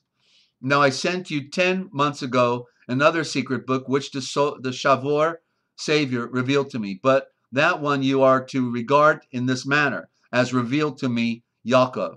Now, the 12, and don't forget, Yaakov means seed of light. Seed, Yaakove, actually, the seed of light that go round. Okay, go around. Now, the 12 truth seekers were sitting all together at the same time and remembering what the Shavor Savior had said to each of them, whether secretly or openly. They were setting it down in shulfars, in books. And I was writing what was in my book, and it is truth throughout all time. The Shavor appeared. After he had departed from us a while, we gazed at him again. And 550 days after he rose from the dead. Okay, so that's the setting. 550 days after he rose from the dead, and we breathed to him. So that's over a year, right? Almost a year and a half. Yeah, and we breathed to him. Haven't you gone and departed from us?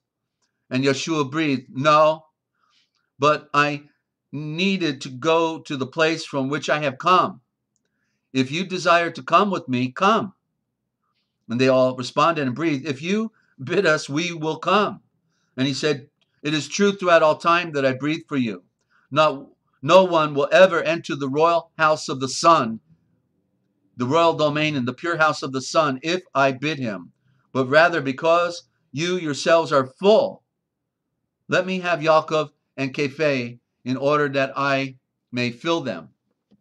And when he called these two, he took them aside and commanded the rest to busy themselves with that which they had been busy. And the Shavor breathed, you have received mercy. Do you not desire then to be filled?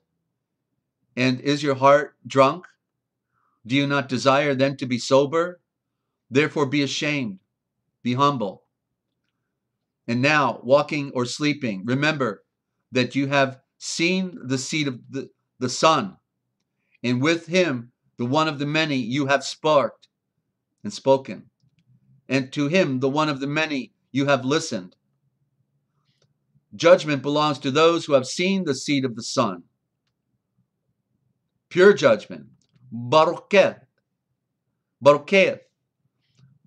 born of the endowment and of the enlightenment, with a mind's eye for seeing in the night, are those who have not seen the blood of the earth, this blood of the earth, the blood of a star, and who have not consorted with him, and who have not spoken with him, and who have not listened to anything from him.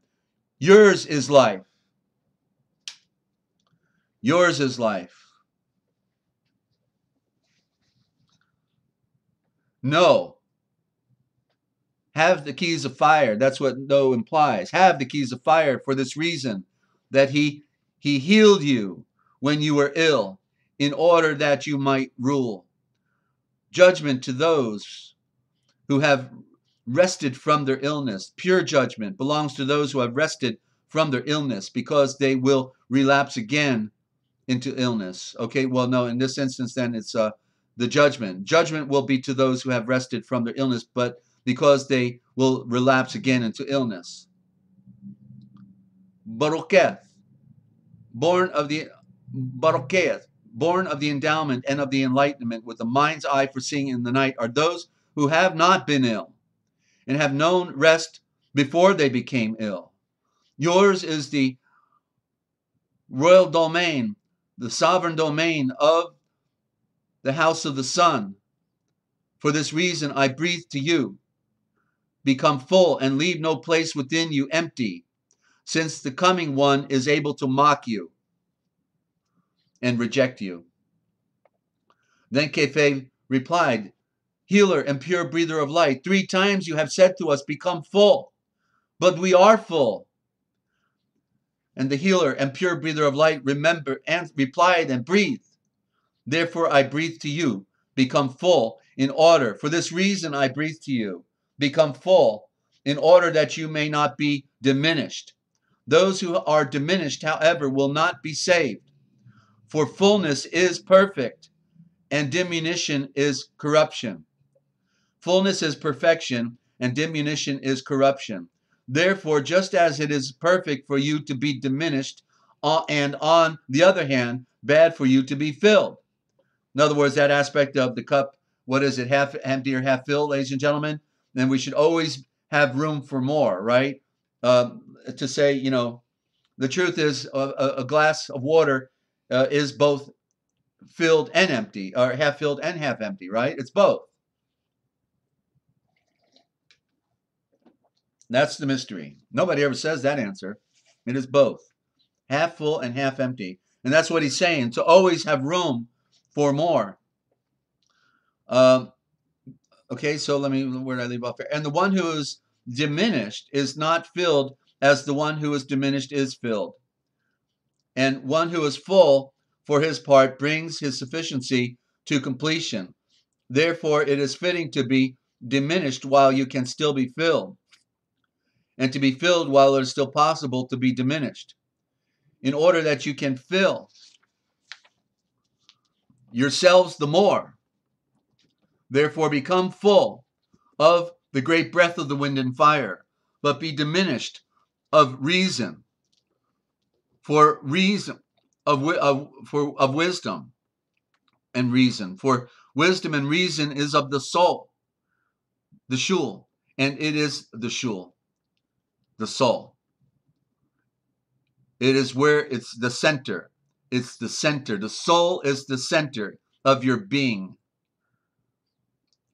And I answered and breathed unto him, Healer and pure breather of light, can we obey you if you wish? Oh, we can obey you if you wish. For we have forsaken our forefathers and our mothers and our villages and have followed you. Grant us for this reason not to be tempted by the works of the adversary, the things in the world.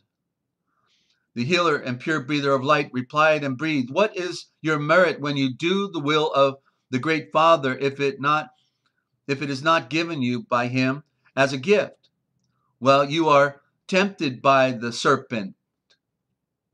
But if you are oppressed by the serpent and are persecuted and you do the Father's will, I breathe that he will love you and will make you equal with me, the mother's eye, and will consider that you have become the only loved seed as well with me through his providence according to your free choice, free will.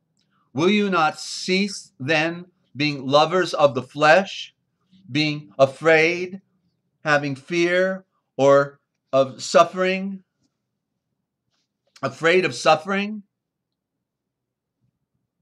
Or do you not know that you have not yet been mistreated, and you have not yet been accused unjustly, and nor have you yet been shut up in prison, nor have you yet been condemned lawlessly,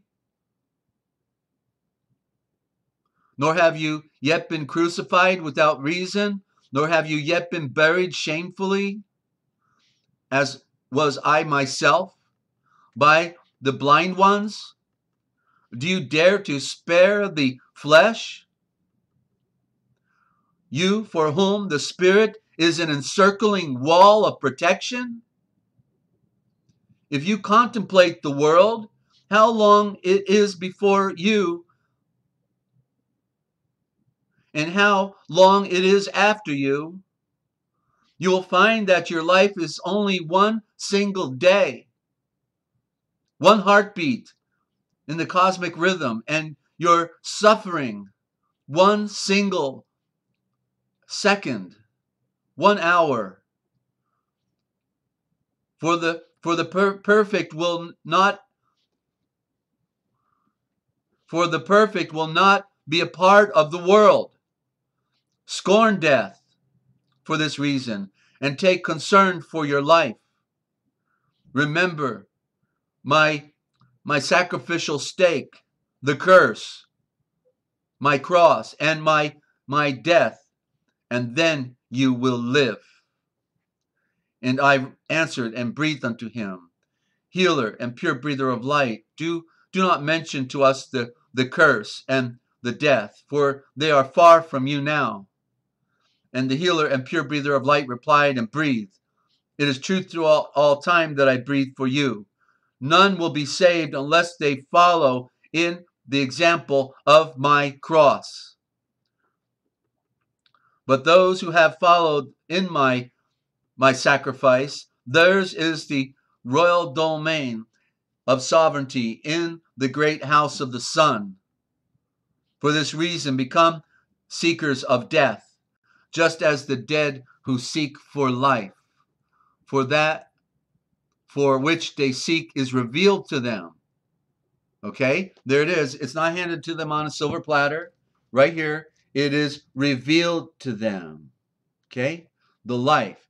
Or there is a scripture, ladies and gentlemen, that comes to mind, and I don't know where the site is, but it goes like this: that even if I think it's in the Apocrypha, actually, but I'm not sure if it was when Yahweh was speaking to Ezra. But even if somebody wanted to know me, they could not know me unless I was willing to reveal myself to them.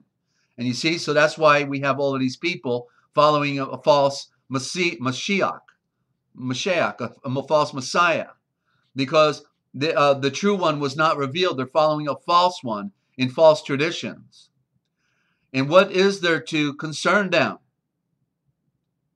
when you turn yourselves towards death? It will make known to you the true election, the resurrection. In truth, I breathe to you, none of those who are afraid of death will be saved. For the royal sovereign domain in the pure house of the Son belongs to those who have put themselves to death. Become better than I. Make yourselves like the Son of the only true anointed pure great breath of light on the wind and wings of fire throughout all time. Emulate me. Then I questioned him, Healer, pure breather of light, how may we speak truth to those who ask us to speak truth to them? For there are many who ask us and who look to us to give ear to an oracle from us. The healer replied and breathed, Do you not know that the head of prophecy was cut off with Elchanan, John the Baptist? Because he was in the Levitical priesthood, right? And when his head was cut off, that's when the priesthood was cut off. Another example of Jerusalem being irrelevant and Israel being done away with. And then I breathed, Healer and pure breather of light, is it not possible to remove the head of prophecy, is it? And the healer and pure breather of light breathes to me the mother's eye. When you come to know what the head is, and that prophecy issues from the head, then comprehend what is the meaning of its head was removed. I first spoke with you in parables, and you did not comprehend. Now, in turn, I speak with you openly, and you do not perceive. But it is you who were to me a parable in parables, and what is apparent in what are open. Be zealous, be saved without being urged. Rather, be ready on your own, and if possible, go before me. Run ahead of me. For this is of the Father, the great Father, and the great Father will love you. Become haters of hypocrisy, the giant pretense, and blind thoughts. For it is thought which gives birth to hypocrisy. But hypocrisy, the great pretense, is far from the truth in the tree's root. Let not the royal sovereign domain in the great house of the Son wither away. For it is like a date palm shoot whose fruits poured down around it. It put forth leaves, and when they budded, they cause the productivity of the date palm to dry up. This is how it is also with the fruit which came from this single root. When the fruit was picked, fruits were collected by many harvesters. It would indeed be excellent if it were possible to produce these new plants now, for then you would find the royal sovereign domain. Since I have been glorified code word, since I have been lifted up in the light in this manner before this time, why do you all restrain me, the mother's eye, when I am eager to go back?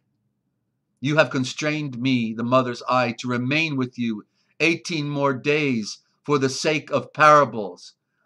It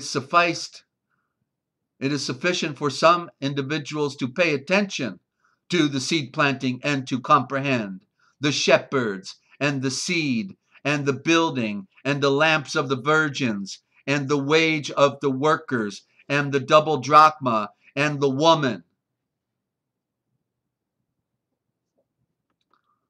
Become zealous without the shavor. For the shavor's first condition is the victory of light. The second is travain love. The third is perfect works and action. Now from these comes life. For the shavor, the burning sword of fire, the word is like a grain of wheat. When someone sowed it, he followed with it. And when it sprouted, he loved it, because he looked forward to many other grains of harvest in place of one. And when he worked it, he was saved, because he prepared it for food, for the perfect fruit. This should be fruit here, because it's about us being the plants that bring forth the fruit. Again, the eye left some grains to sow. And this is how it is also possible for you to receive the royal sovereign domain in the great house of the sun. Unless you receive it through knowledge, you will not be able to find it. Okay, and everybody's out there getting entertained, thinking they're already good to go, right? And they don't even know what's part truth and what's part lie. For this reason I breathe unto you, be sober, do not go astray. And many times I have breathed to you all together, and also to you alone, Yaakov, as I breathe, be saved. And I have commanded you to follow me, the mother's eye. And I have plowed and planted within you the response in the presence of the rulers. Observe that I have descended, and I have sparked, and I have troubled myself, and crucified myself, and I have received my crown of light, the corona, when I saved you. For I have descended to dwell with you, in order that you also may live with me. And when I found that your houses had no ceilings over them, I dwell in houses which would be able to receive me when I descended. And I guess what he means is no protection. In other words, they're still missing something. He's still having to help them out in that first year and a half. For this reason, obey me. Just imagine how much more work than we have to do, ladies and gentlemen, right? How far away we are in distance from them. For this reason, obey me. My brothers, my supporting power. That's what brother means. Supporting power. Comprehend, know what the great light is. What is the great light? Do we see it every day? The great Father does not need me, for a father does not need a son, but it is the son who needs the Father. For him I am going. To him I am going, to the one of the many. For the great Father of light, of the Son, is not in need of you. So pay attention to the shavor. comprehend true knowledge, love life, and no one will persecute you, nor will anyone oppress you, other than you yourselves. We are our worst enemies. True, perfect, and complete, you are in wretchedness. Perfectly wretched. You are perfectly unfortunate. You are perfectly dissemblers, dividers of the truth. You are perfectly falsifiers of true knowledge. You are perfectly walking with your eyes closed against the great breath. Do you even now dare to listen when it becomes you to speak from the beginning? Do you even now dare to sleep when it becomes you to be awake from the beginning? You can see why this is a secret document, ladies and gentlemen, right? They didn't want this one out. They're being chastised in here for still not getting it. It becomes you to be awake from the beginning. Let me back up. Do you even now dare to sleep when it becomes you to be awake from the beginning? When was the beginning? When he rose from the dead. That was the end, and that was the beginning of the golden age of light. That's the beginning. Because that which is first is like that which is last, and that which is last is like that which is first. The end is the beginning. As he rested from the beginning, all things were already done before the earth was made. It would behoove you to be awake from the beginning in order that the royal sovereign domain of the pure house of the Son might receive you. In truth, I breathe unto you. It is easier for the only true anointed pure breath of the one to sink into defilement, and for a blood of the earth of light to sink into darkness, than for you to reign, or even not to reign. I have remembered your tears and your grief and your sorrow. They are far from us. Now then, you who are outside the inheritance of the Father, weep where it becomes you, and grieve and proclaim that which is perfect and excellent.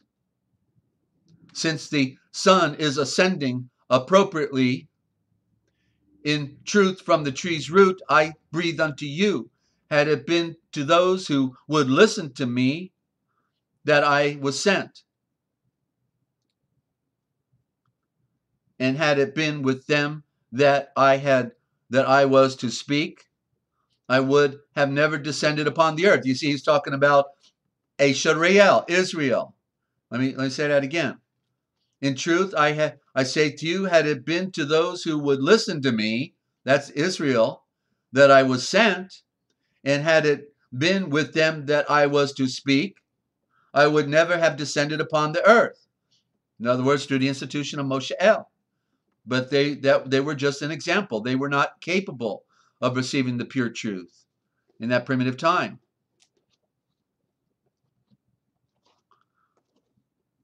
And now, then, be ashamed on account of them.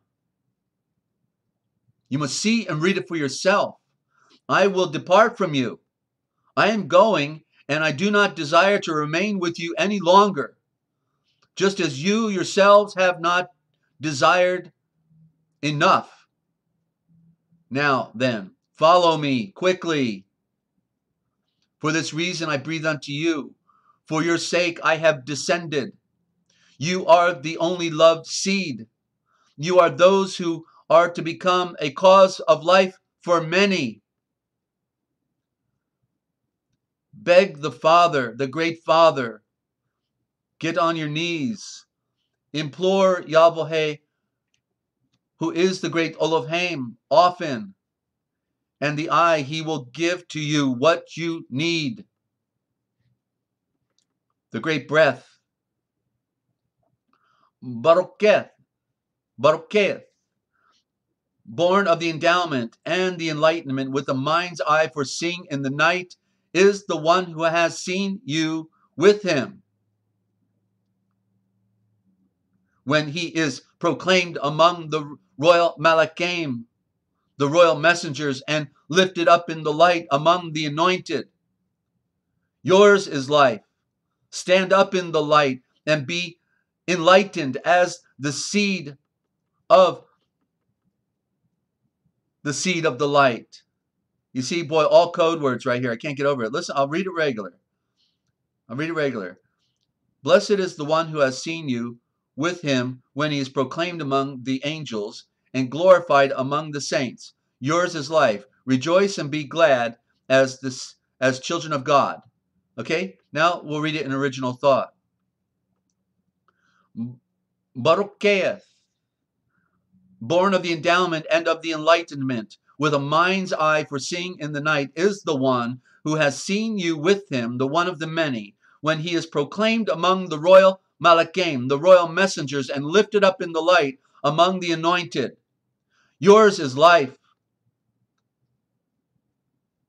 Stand up in the light and be enlightened as the seed of light.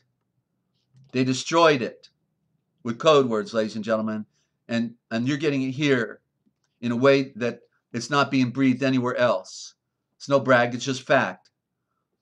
This is the original thought. This is what they hid from us. This is the code. Keep his will in order that you may be saved. Take reproof from me, the mother's eye, and save yourselves. I intercede on your behalf with the great Father of light, and he will forgive you much. And when we heard these things, we became elated, for we had been depressed. Geez, I couldn't imagine them being depressed back then like that, after all they saw and were a part of.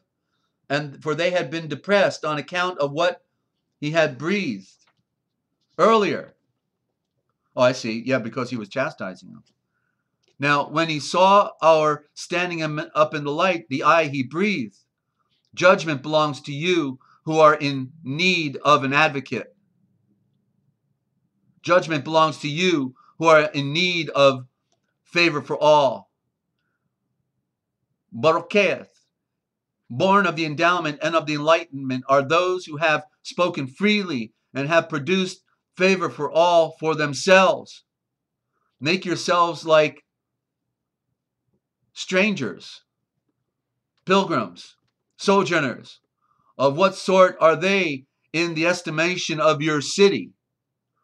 Why are you troubled when you oust yourselves of your own accord and depart from your own city? Why do you abandon your dwelling places on your own accord, readying it for those who desire to dwell in it? True, perfect, and complete, you exiles and fugitives. Judgment belongs to you, because you will be caught. Or perhaps you imagine that the great Father is a lover of humanity, of the blind, or that he is persuaded by the creation of light with many words, or that he is gracious to one on behalf of another, or that the eye bears with one who seeks. For he knows the desire and also that which the flesh needs, because it is not the flesh which yearns for the soul. For without the soul, the body does not close its eyes, just as the soul is not saved without the spirit, the great breath. But if the soul is saved when it is without blindness, and if the great breath, if your spirit is also saved, then the body becomes pure, filled with light, no darkness there. For it is the spirit which animates the soul, but it is the body which kills it. That is, it is the soul which kills itself. It is true throughout all time that I breathe before you. The great Father will not forgive the blindness of the soul at all, will not forgive the one who has closed his eyes at all, nor the guilt of the flesh. For none of those who have worn the flesh, or improper interpretation, for none of those who are still wearing the flesh, get it? For none of those who are still wearing the flesh can be saved. Get the picture. For do you imagine that many have found the royal sovereign domain in the great house of the sun? Baroketh, born of the endowment and of the enlightenment with the mind's eye for seeing in the night, is the one who has seen himself as a fourth one in the royal house of the sun. When we heard these things, we became distressed. Now, when he saw that we were distressed, he breathed, "This is why I breathe this unto you, that you may know yourselves." There's that first maxim we were reading by Elihu when they were in Mitzrayim, Mare and Elishavet, okay, and their little ones, and they were saying, Elihu said, "Study yourselves." If you ask me again when you're done studying yourself what to study, I'd say, study yourself. And what Yeshua just say here, "This is what I breathe unto you, that you may know yourselves." Know the nature of the flesh, the nature of the spirit, the nature of this earth, the nature of all things. For the royal sovereign domain in the great house of the sun is like an ear of grain which sprouted in a field. And when it ripened, it scattered its fruit, and in turn filled the field with ears of grain for another year. You also be zealous to reap for yourselves an ear of life, in order that you may be filled with the royal sovereign domain. As long as I am with you, give heed to me and obey me, the mother's eye. But when I am to depart from you, remember me, the mother's eye. And remember the mother's eye, because I was with you without your knowing me, the mother's eye. Barucheth, born of the endowment and the enlightenment with a mind's eye for seeing in the night, are those who have known me, the mother's eye. Judgment belongs to those who have heard and have not followed. Barucheth, born of the endowment and the enlightenment with a mind's eye for seeing in the night.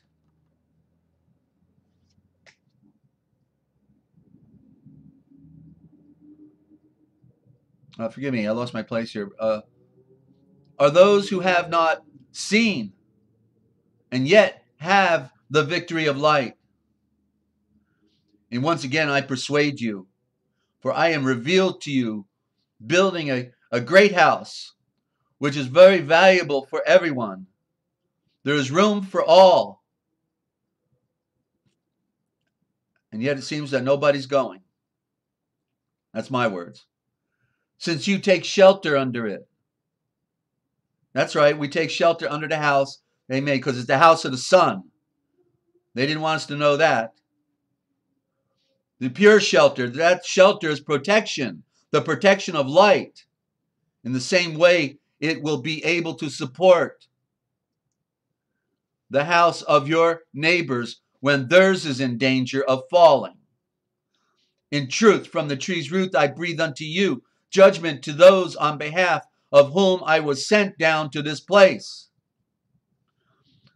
Barucheth, endowed and enlightened with the mind's eye for seeing in the night, are those who are to ascend up to the Father.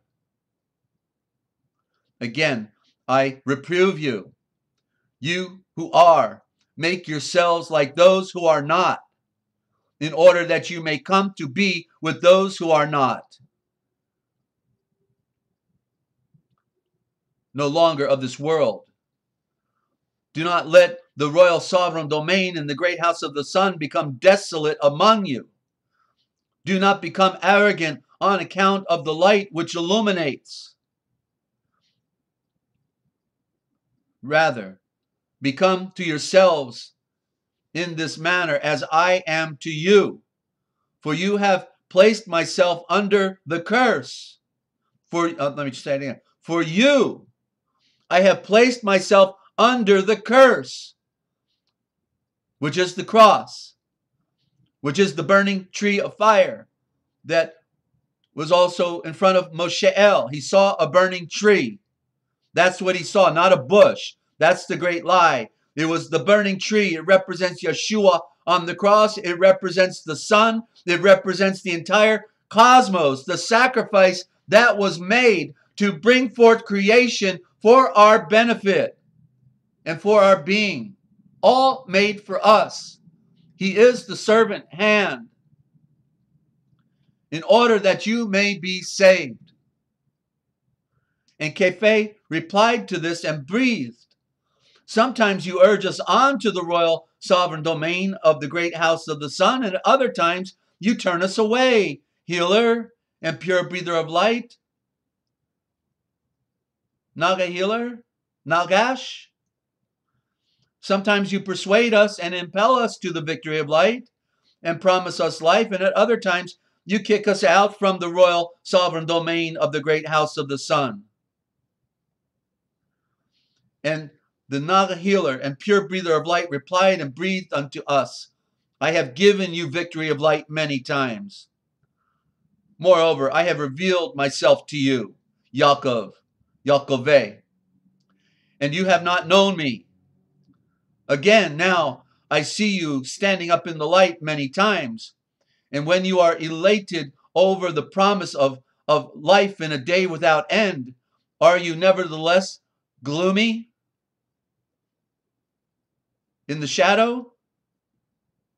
And are you distressed when you are taught about the royal sovereign domain? But you, through the victory of light and knowledge, have received the victory of light and life. For this reason, scorn, rejection when you give ear to it. When you give ear, when you hear the promise, be more ecstatic and enlightened. In truth, from the tree's root, I breathe unto you. The one who will receive life and follow in the royal sovereign domain will never leave it. Not even if the Father, the great Father of light, would desire to banish him. These things I do breathe unto you for the present. But now I will ascend to the place from which I have come. But you, when I was eager to go, you have driven me out.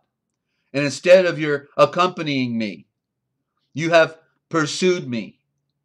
But give heed to the radiant light which awaits me.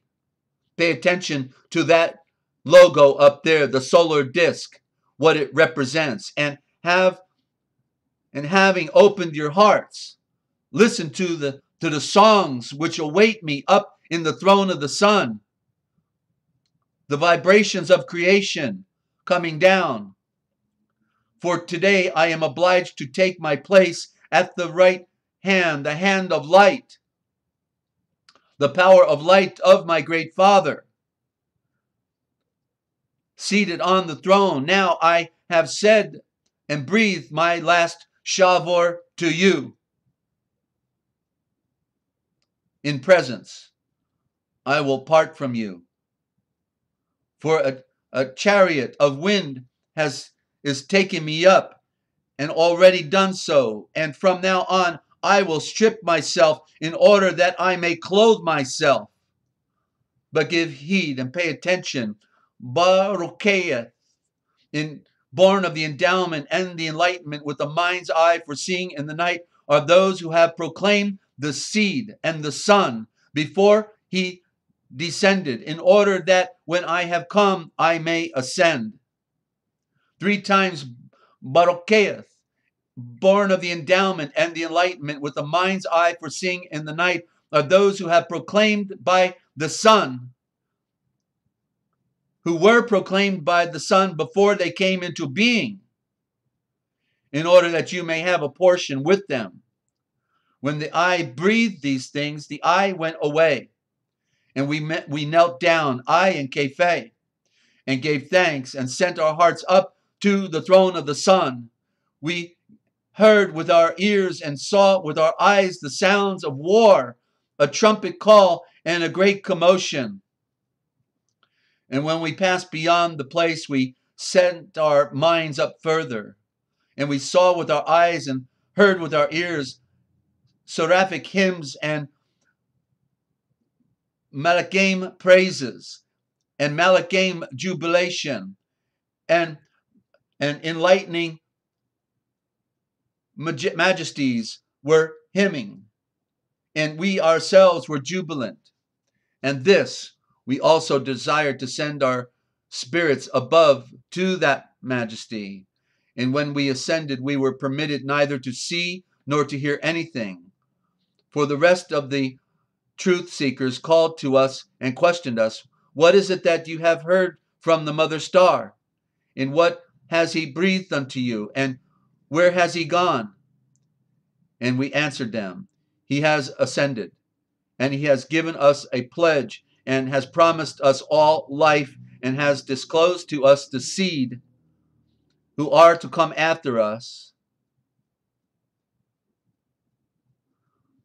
He has disclosed to us the children, I'm going to use that word here, who are to come after us, since he has bid us to love them, those from the future, inasmuch as we will be saved for their sake. For their sake. Apparently they weren't worthy either in many respects, but that's the divine grace. That's the favor for all. And when they gave ear, they followed the revelation, but were confused about those who would yet be born. Then I, not desiring to entice them to scandal, sent each one to another place, but I myself went up to Jerusalem, creating light that I may obtain a portion with the only loved seed who are to be revealed. And I created light that the beginning may come from you, for this is how I can be saved, because they will be enlightened through me, through my victory of light, and through another's which is better than mine. For I desire that mine become the lesser, endeavoring earnestly therefore to make myself like them, and creating light that you may obtain a portion with them. For apart from what I have recounted, the Shavor did not disclose revelation to us, a certain revelation, I guess in particular, and for their sake we proclaim, indeed, a portion with those for whom it was proclaimed, those whom the Nagash healer and pure breather of light has made his only loved seed.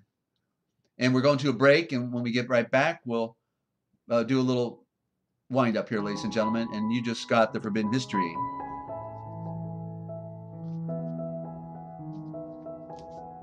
And that was the Apocryphon of James in the other Bible, the other one that they didn't want us to have, the missing fragments, lost writings, the Forbidden History and the other lost writings, right here.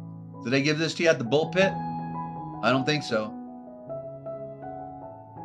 But it's essential truth. You heard those words of truth, ladies and gentlemen.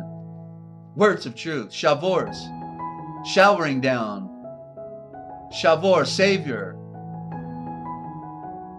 What they didn't want you to know. But you get right here. I'll do another read out of this book next week. Another good one.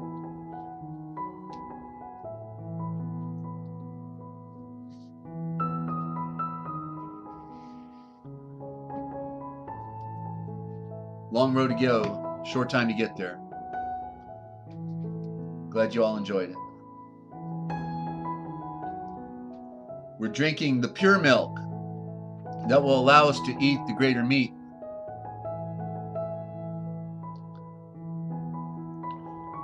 We have to learn another diction, as Maximus the Caesar of the movie Gladiator, the Caesar in 300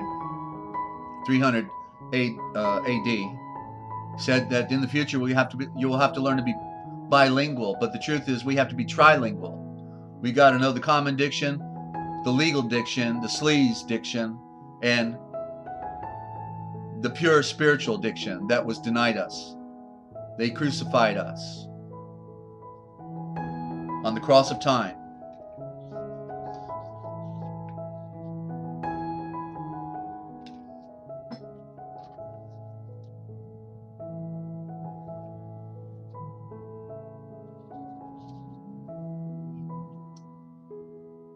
And before I finish with Philo, welcome back, ladies and gentlemen.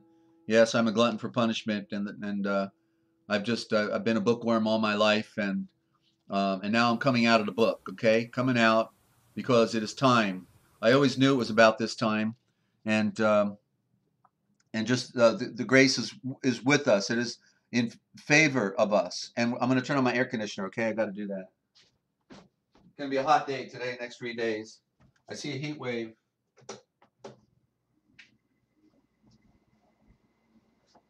There's a heat wave in the evenings now. It doesn't go down to the cool temperatures, and there's all those fires, as Dane Wigington said, is to create a layer to cool us off. And so when the layers go away, we're going to fry. Rainbow Phoenix, welcome. Good to have you. And so I just want to do a few words real quick, okay? And then we'll read Philo, and we'll call it a wrap.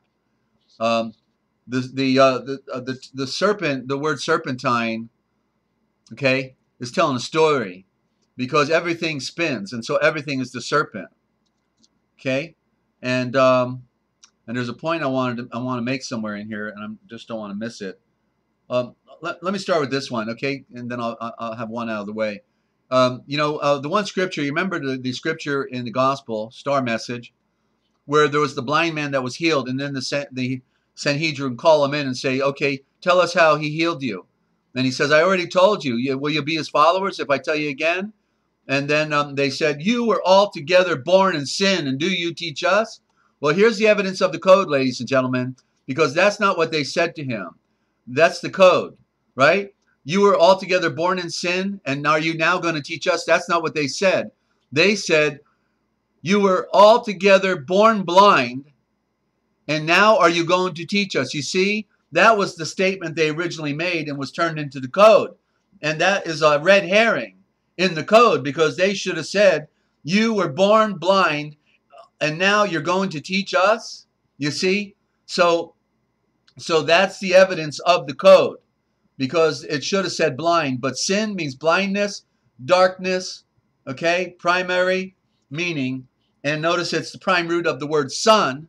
And so that's the evidence that the small I is a blind, because all the other roots of SN are of the sun, of the light. But SIN is the darkness and a blind. Okay? That's the evidence of the code. If you can see it, you got to see it yourself. I can't make you see it. You got to see the code. SIN versus SON. SIN versus SUN. SIN versus SVN in the Latin. Sun versus sin. Sin is the covering of the light, closing the eye.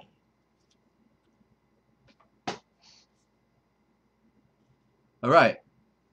So with I'm going to go with serpentine. So serpentine is telling us in the word, because remember the M and the N, two N's are the equivalent to the M, and that's why they're both in the middle of the alphabet. You got L M N O P, L M N M N in the middle of the alphabet. That's the center. That's what you're supposed to be looking at. Go to the middle, because it's telling you something. It's at the middle of everything, and it is the M versus the two N's. Two N's are the division, the yin and the yang, the light and the darkness, the opposites, creation, symbolizing the opposites of creation, male, female. Okay? And so literally you can hear in the word serpentine, the serpent of time. And I was wondering when I saw this morning laying in bed, how did I miss it? How did I miss it? When I talk about the Ouroboros and the cobra, you know, the Ouroboros eating its tail, the symbol of the sun, the cobra, the symbol of the sun, and that it's about cycle, right? The cycle of the day. The sun goes round, sun goes round, sun goes round. And then I failed to see the essence of what serpentine means. It is the serpent of time, and I never associated time itself with the serpent, even when I acknowledged it represented the sun. And that's why the pharaoh who sits on the sun throne is wearing a cobra on his headdress, because he's representing the serpent of time and the serpent of the sun, the Ouroboros, the aura. There's the aura. We talk about the 5 books of Moshe El, the aura with the silent T in front of it, the symbol of the cross. The aura is in the Ouroboros. So the aura, in essence, is the sun itself. That's the aura. That's what's speaking to us, and we don't ever get the picture. All of our lives, what that logo means, the significance of it. The aura, the essence of creation, the atom, the paradise. Okay? So we've got to get pictures in our minds that tell us the story going back to original thought. It's the key, ladies and gentlemen. Okay, so that's serpentine, serpent of time. Right in the word, they're giving us the clue. They're speaking it to their underworld. They get the picture, the Jesuits and the, you know, the men wearing dresses. Okay, so I'll say the most powerful word for last, I think, and I'm going to talk about love, because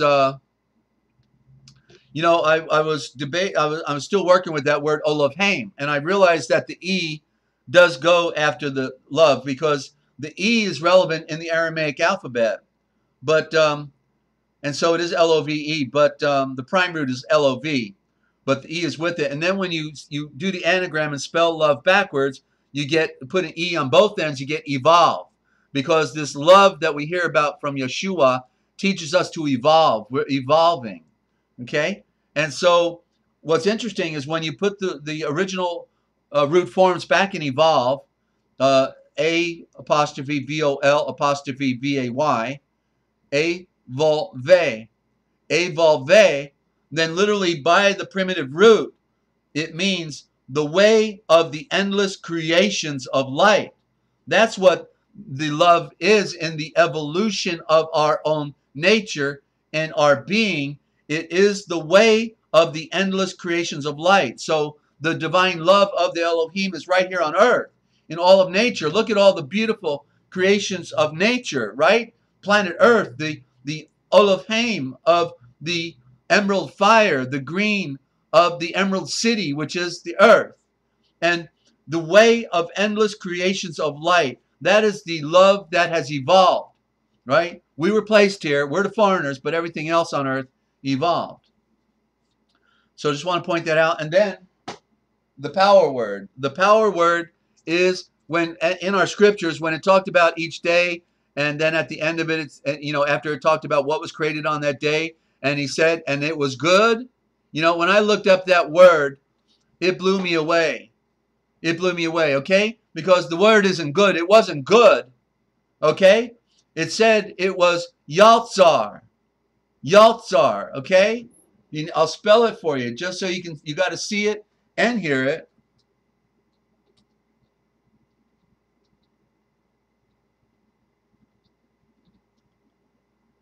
There you go. Yaltzar. That's the word when it said, and it is good. Well, tell me that Yal and Zar are not the power words. Yal like in Yalvohe, Yal like in Yal-Shulim-Va, Yashua. It's the most primitive is Yal-Shulim-Va, meaning the knowledge of the serpent that goes round. Everything. Everything. And so when it said that he looked at it and saw what he did, and it was Yaltzar, what it means is the power of the great star. The power of the great star that goes round. In other words, giving credit back to the sun. In the first thing made was the sun. It was the light. And I'm going to do that read on Genesis perhaps next any day now. Okay, getting close, because I'm going to show you how they tricked us in the transliteration.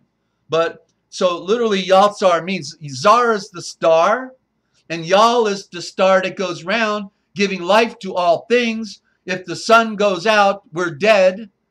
Okay, and it means the power of a great star goes round. So that's what it literally means, ladies and gentlemen. An absolute revelation in the original thought that they didn't want us to know. It is good. Give me a break. It was perfect. It is perfect. And it is Yaltzar. This is why we need the original words. It's a code trick. It's a switch out. It's a ripoff. It's murder. Spiritual death when you cannot know the truth. We're supposed to be an enlightened creature, and we're like kindergarten children bobbing our head up and down, on Sunday, and letting somebody else do our thinking for us. Never revealing the lies, never revealing the deceit, never, if you want to know the truth, right? Look at all the lies. You find all the lies, you'll find the truth. So, okay, we're in the next book now of Philo. I'll just do a primer, an introduction, and it's called The Allegorical Interpretation. Now we're getting into some meat here. The allegorical interpretation. Okay? Everything's telling a story.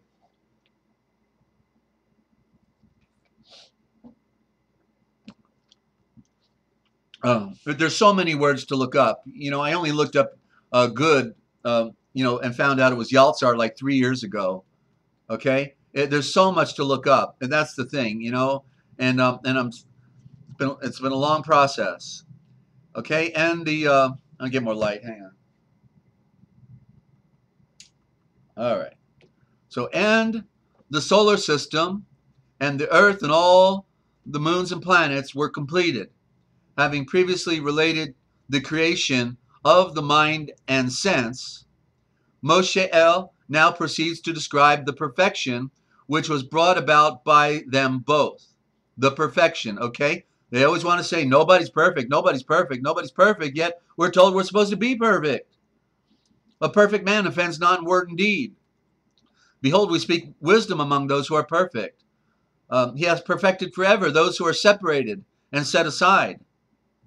Perfection, perfection, perfection. Okay? Which was brought about by them both. If nobody's perfect, how come a woman can play a violin without missing a note?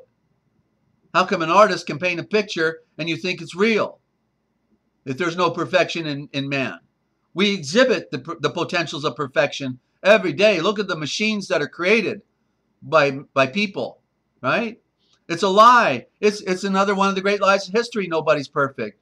We exemplify perfection. Okay? We didn't go to the moon, though. That was a lie. There's no perfection there. Perfect lie, that's what it was, a perfect lie, but with flaws. Okay. And so Moshe El proceeds to describe the perfection which was brought about by them both. And he breathes that neither the individual mind nor the particular sensations received perfection, but only ideas. One, the idea of the mind. The other of sensation. And speaking symbolically, he calls the mind the sun. That's the soul. Since the natures which can only be comprehended by the intellect are in the soul. And sensation he calls earth. Taking a note here. Okay, and because, and sensations he calls earth because it is sensation which has obtained a corporal and somewhat earthly constitution. The ornaments of the mind are all the incorporeal things which are perceptible only by the intellect.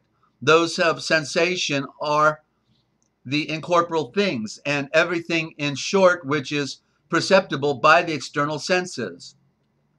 And on the sixth day, on the sixth great age, not the sixth day, but the sixth great age, the great Elohim finished his works which he had made, It would be a sign of great simplicity to think that the world was created in 6 great periods, or indeed at all in time, because all time is only the space of days and nights. And these things, the motion of the sun as he passes over the earth and under the earth. Oh, over the earth and under the earth? You mean the earth is round? I give more credit to Philo than I do to YouTube and all the sheep that follow it. Over the earth as he passes. That's why the lantern, when you light a lantern, they're saying the lanterns. I think they knew something back then. They think they were wiser than we are. Okay? As the sun, he passes over the earth. And listen, he calls the sun a he. Okay? As representing the Mashiach. And the sun, as he passes over the earth and under the earth, does necessarily make. But the sun is a portion of the cosmos, so that one must confess that time is a thing posterior to the world.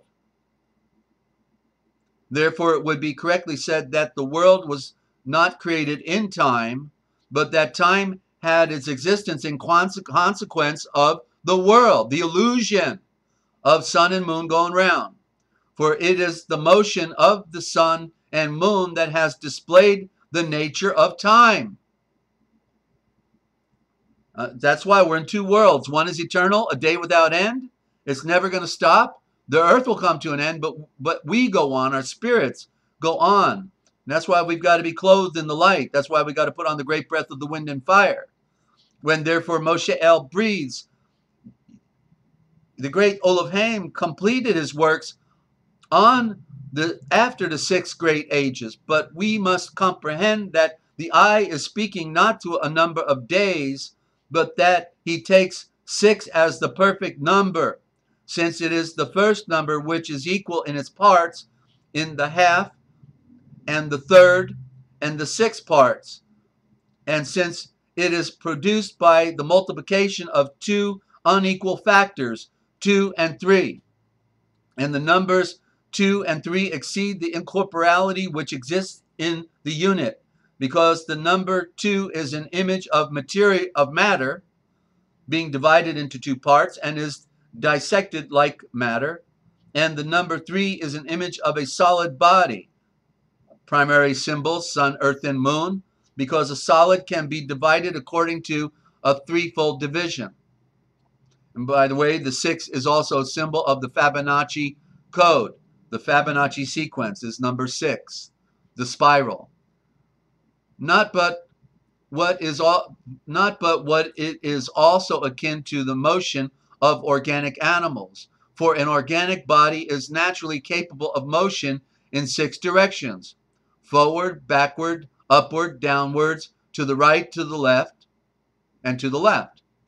And at all events, he desires to show that the races of mortal and also of all the immortal beings exist according to their appropriate numbers, measuring mortal beings as I have breathed by the number 6.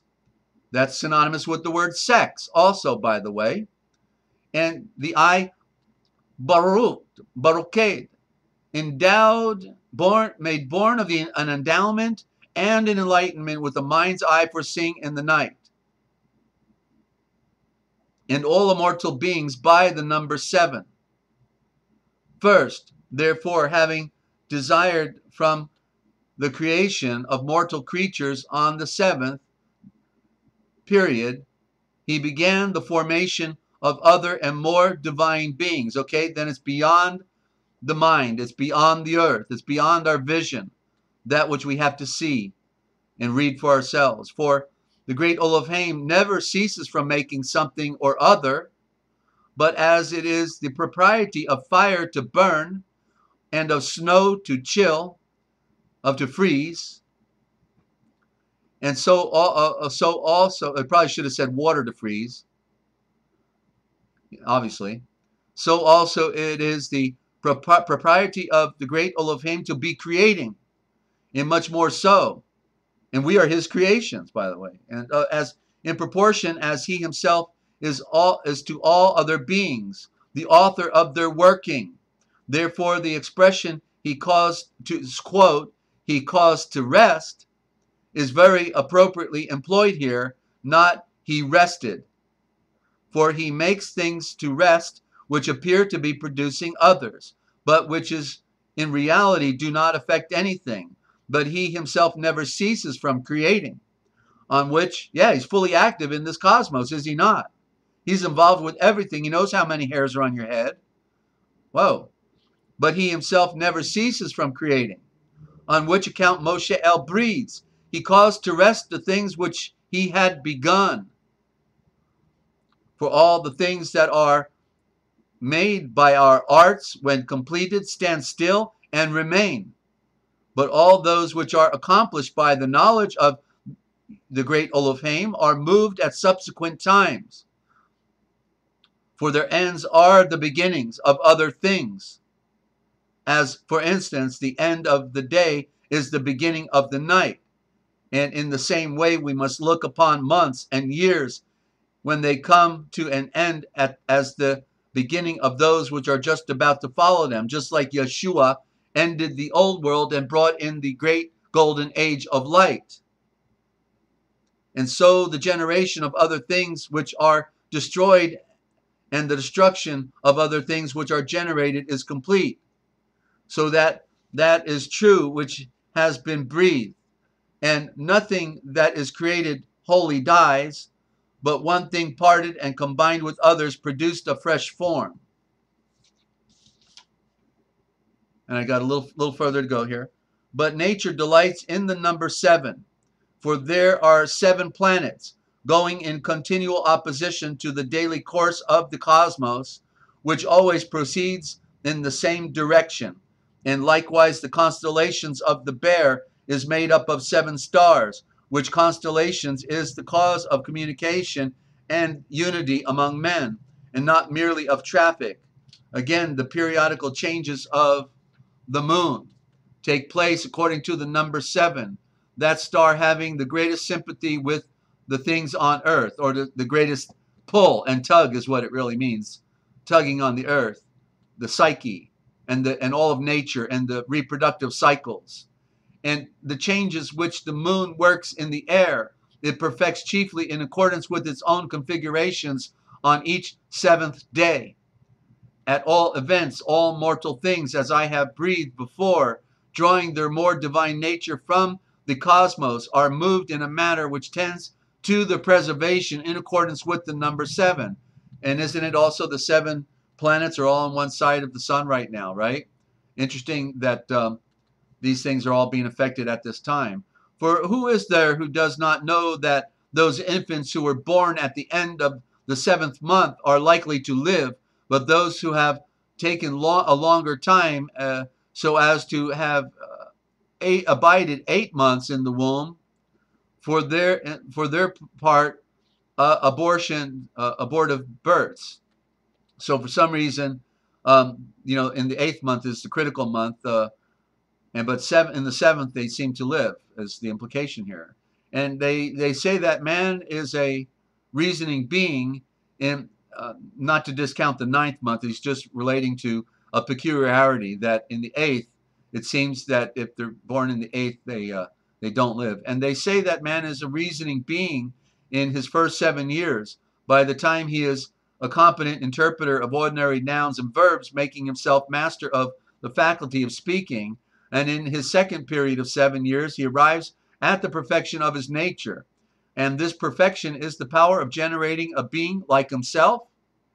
For at about the age of 14, we are able to beget creatures resembling ourselves. Again, the third period of the 7 years is the termination of his growth. For up to the age of 21 years, man keeps on increasing in size, and this time is called by many maturity. And I'll just leave it right there on that, ladies and gentlemen. We are winding down here, and let me just post the page. And you just got the Forbidden History. They also tampered with Philo. Okay, it's been sliced and diced and fricasseed. So that's why in some instances it's good that I can read it for you, because I can decode it while I'm reading it. But But yeah, we're not in Kansas, and we're not even on Earth. We're not of this world. We're not even of this cosmos. But we are cosmic in image, in our physical form, and we need to learn how to transcend beyond the stars, ladies and gentlemen, and become the stars. Be a part of the great plan of soul novation. Soul novation. Okay? Visitors are arriving, Mew Mew. Okay? Not sure what that means. But yeah, I hope everyone has a safe day out there, and you got things to think about, and we certainly have one place to go, and that's up above and beyond, ladies and gentlemen. And thank you, Sunfire, for stopping by. Good to have you again. Hope all of our Sun watchers will subscribe to Sunfire's channel, and he'll be happy to give you a click as well. And Ninja, glad to have you as always. You're always here, and so is Mew Mew. Except for, what was that, yesterday? Anyway, we can't always be perfect, but we have to keep putting on that perfection and light. We have to, ladies and gentlemen. Okay? And special thanks to Yah Love for reading the original gospel. And do tell your friends, okay? After all, you wanted to know, didn't you? It's the great mystery of life. Thank you, all of you. Mew Mew. Ash, thank you. And just don't forget, ladies and gentlemen, we're not crazy, they're crazy. And if you want to know the future, then you need to look for the Forbidden History right here. Every day, 8 p.m., 9:30 p.m. Eastern Time. I'm worn out, yeah. On the RealPublicRadio.net, Free America Radio Network. Thank you, Rainbow, for stopping by. Rainbow Phoenix as well. Thank you for all your hearts, all your love. Okay, Yahweh, and Yeshua, they're the ones who are amazing. I'm still growing up. I'm still figuring it out. I'm still learning, and I'm learning with all of you. We're doing it together. Okay, we need each other. You know it. There's a group of psychopaths that want to kill us. That's right. I'm just a supporting brother, and but the one who breathes, we just have to breathe his breath in the only love seed that goes on forever into tomorrow. I'm Desert Owl, thanking you for tuning in. And be safe out there.